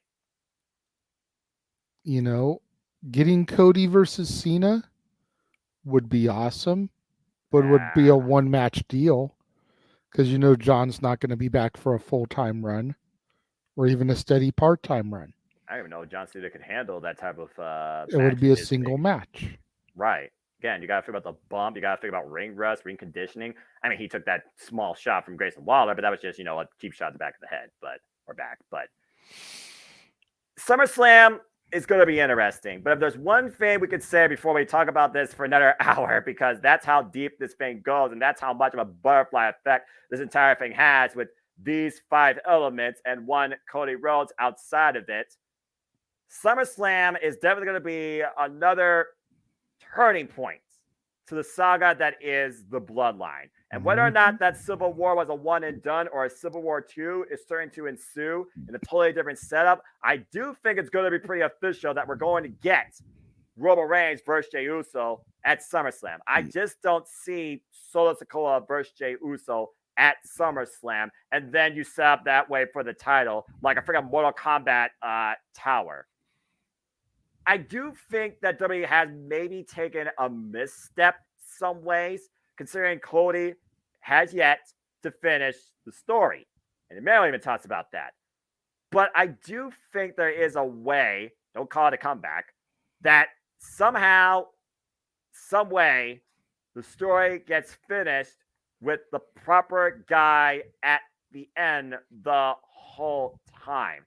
I'm just really not sure how at this point. And I don't think SummerSlam is going to be the end game, but it should be another turning point for the Bloodline, and particularly Cody Rhodes? One can only hope. Hopefully, when we come out of SummerSlam, we'll have a clearer idea as to where things are going to go from there. But as of right now, I kind of agree with Emmanuel that they've kind of messed up. And like, where are they going to go with this? How do we get the next 8 months to WrestleMania? Where do we go now? I don't know. And freaking Paul Heyman saying, "Oh, we got another year of how, freaking how, and how much of that has changed since that statement? Was that just proverbial blubbering propaganda? How much of this has really been changed on the fly as we speak now? How sudden was that decision at WrestleMania? How sudden was that decision at Money in the Bank? How sudden will a decision be at the outcome we'll call at SummerSlam for both these key matches? In my opinion, the biggest two matches right now to be booked on the show, not yet official in any capacity. Yeah. You just got to find out and wait and see, folks, just like us. Suspension of disbelief is key, but one thing's for certain. Nothing is for certain in the WWE. That's true. Lord help us in our mentalities for that madness too. And James for that sake, because if you thought James went off during WrestleMania, what the heck's that guy going to do at SummerSlam if they try and literally shift this into a whole nother alternative gear or reality worse than the Twilight Zone? But that copyright. I know. I freaking know my shtick. Anyway, JJ, this has been a hell of a conversation. Again, Money in the Bank for me was definitely the most polarizing PLE because of the Bloodline stuff, nothing else. But honestly, it was one of the better Money in the Bank overall big level presentation as shows I've seen since the inception of it as its own in 2010. But that being said, what's your simple final take for this year's Money in the Bank? I missed a lot of Money in the Banks in my absence, so I can't be overly critical. But I will say that this was top to bottom, bell to bell, my favorite Money in the Bank pay-per-view since 2011 in Chicago, Illinois. And we all know what happened there. Pipe bomb.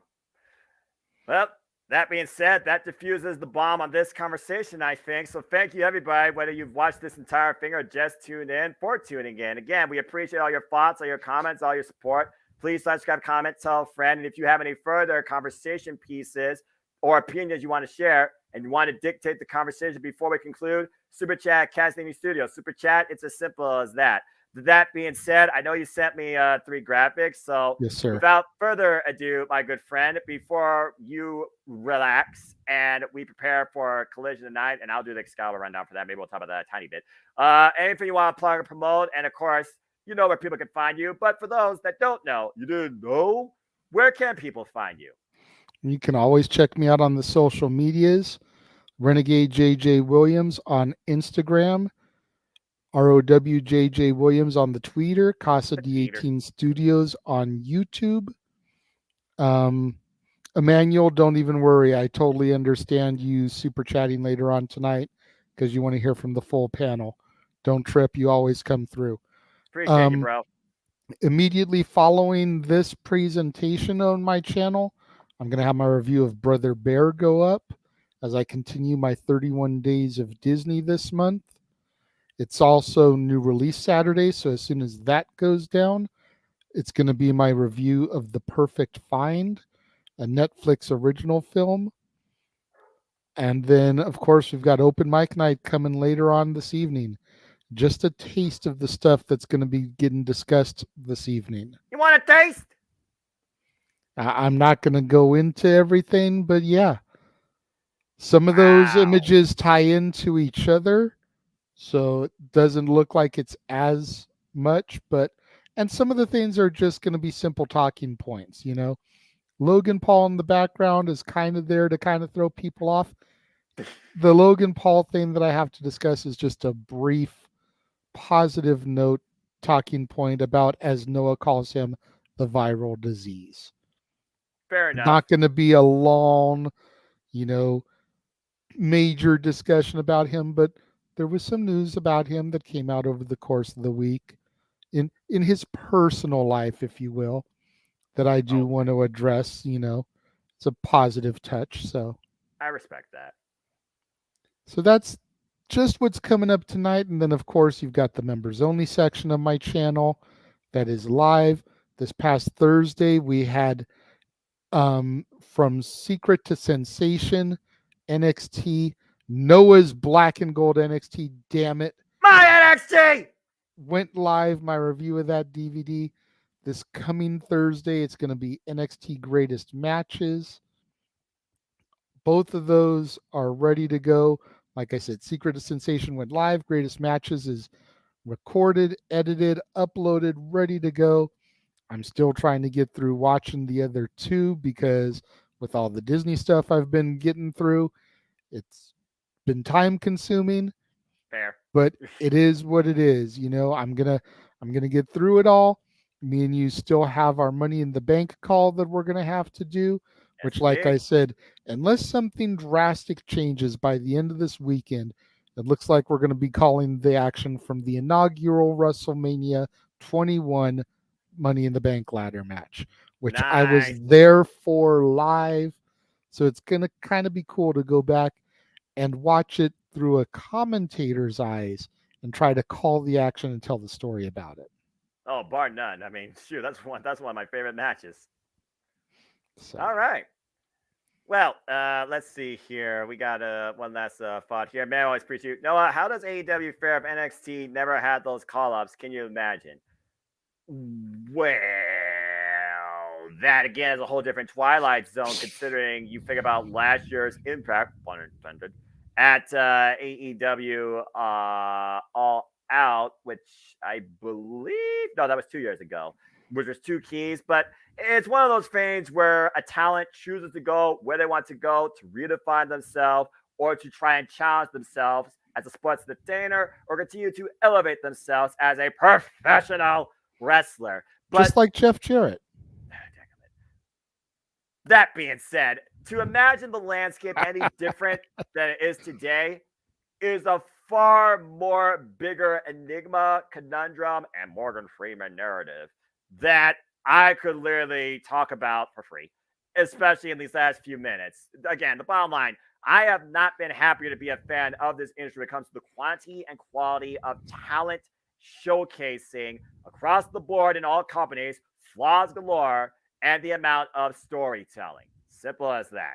That being said, JD, it's always been a pleasure, my friend. I always love doing these with you, and I'm definitely looking forward to our next call and Simple Take too. People, you want to know more about me, though, know this as always, for I am just a simple man and a lifelong fan of professional wrestling, damn it! But I digress. So find me if you choose, primarily on the Twitter and on YouTube, and then Foster 1916 for all things wrestling. And shout out, of course, the entire ATW family on the Twitter. And of course, our flagship podcast we started during the pandemic when we first formed, the ATW View, will be back soon. We will be doing the ATW View rundown crossover with FTW Productions. Stay tuned for more on that. Follow my Simple YouTube channel for continued updates on live videos, prediction panels, prediction results, prediction leads, predictions blank, and everything else across the Jimmy Multiple Media and Foster 1916. And the tweeters where you can see all the graphics in full for all leaderboards, for all results. You'll see all the forms there too. It's all underneath the same umbrella. I keep it simple at and Foster 1916. Again, we're going to take some time to relax and reprieve. Stay tuned for the Saturday Night Shenanigans as always with Open Mic Night hosted by JJ Williams. You got a taste of what's ahead on that graphic.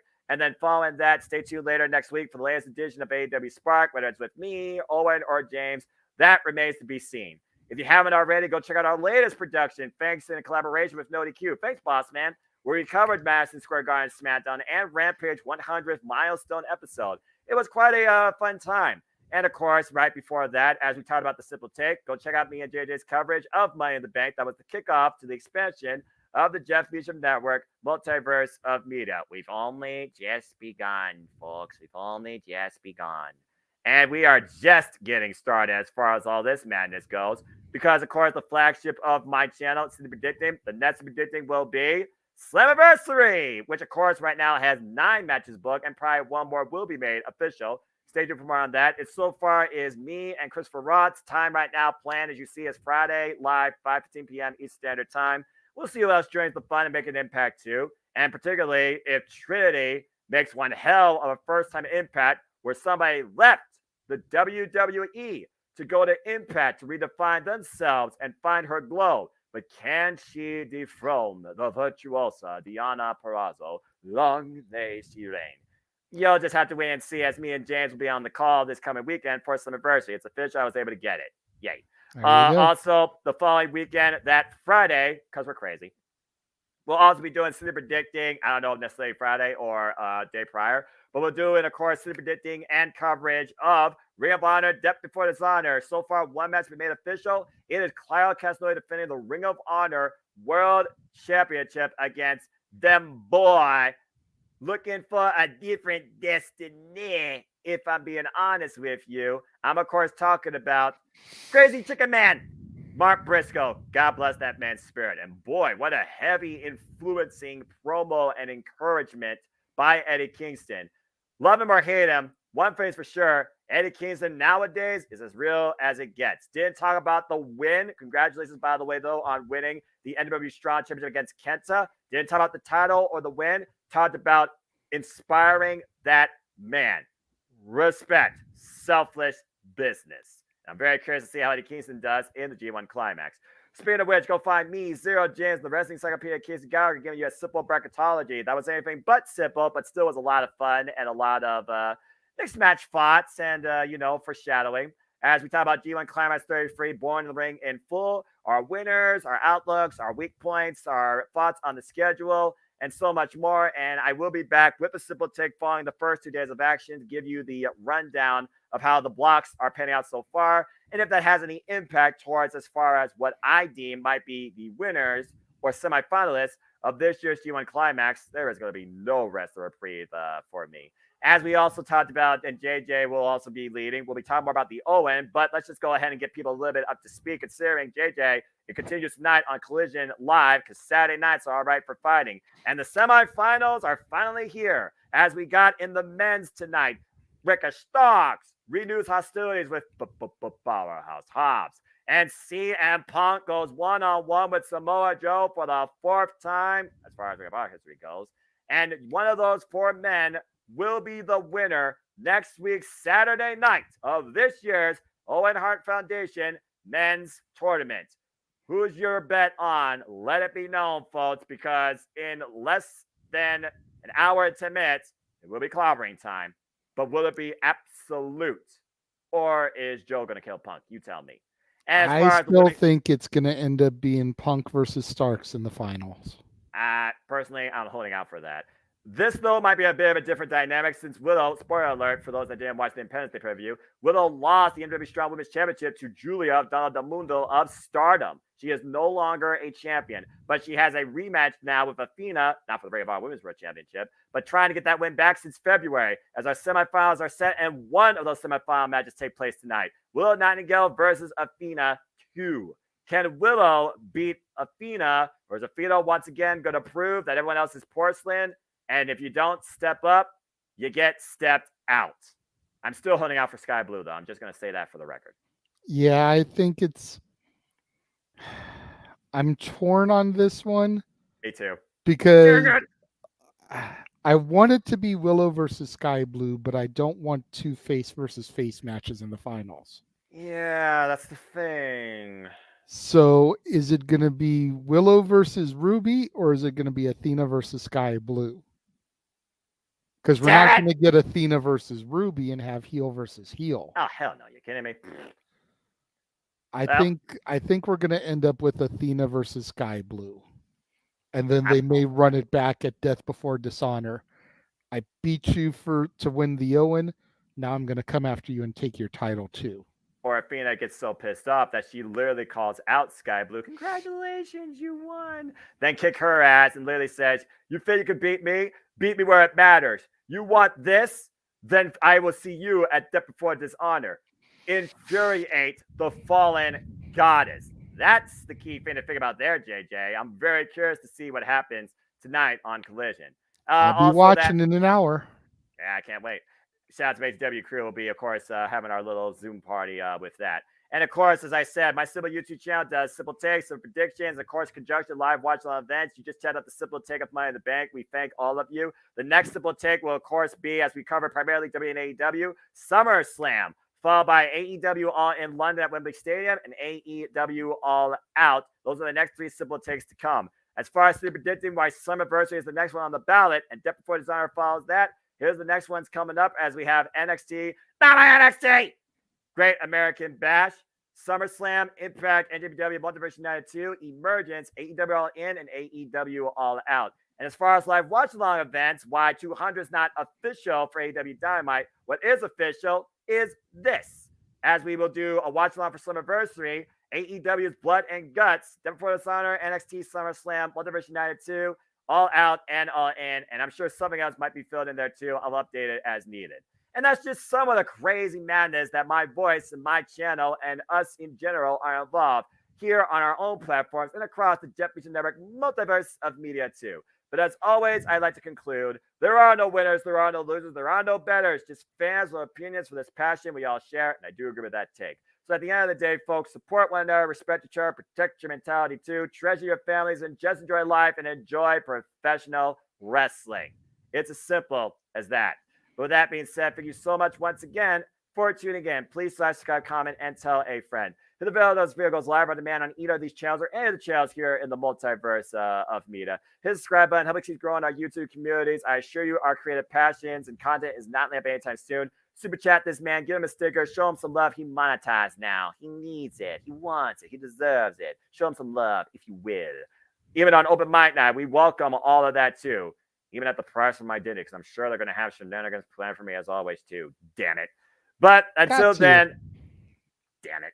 But until then, I think we will conclude this extended Simple Take on where we think the Bloodline side will go, and also our thoughts following this incredible Money in the Bank. So until next time, where you'll at least see me and JJ here across the Jeff Beaton Network, Multiverse Media 2, I leave you with this ahead of Collision. Signing out's all right for fighting, but as always, make a positive impact in life and have a good night. For we acknowledge all of you, for we are at the end of the day, simple folk and professional wrestling fans and caterers to sports entertainment too. Adieu.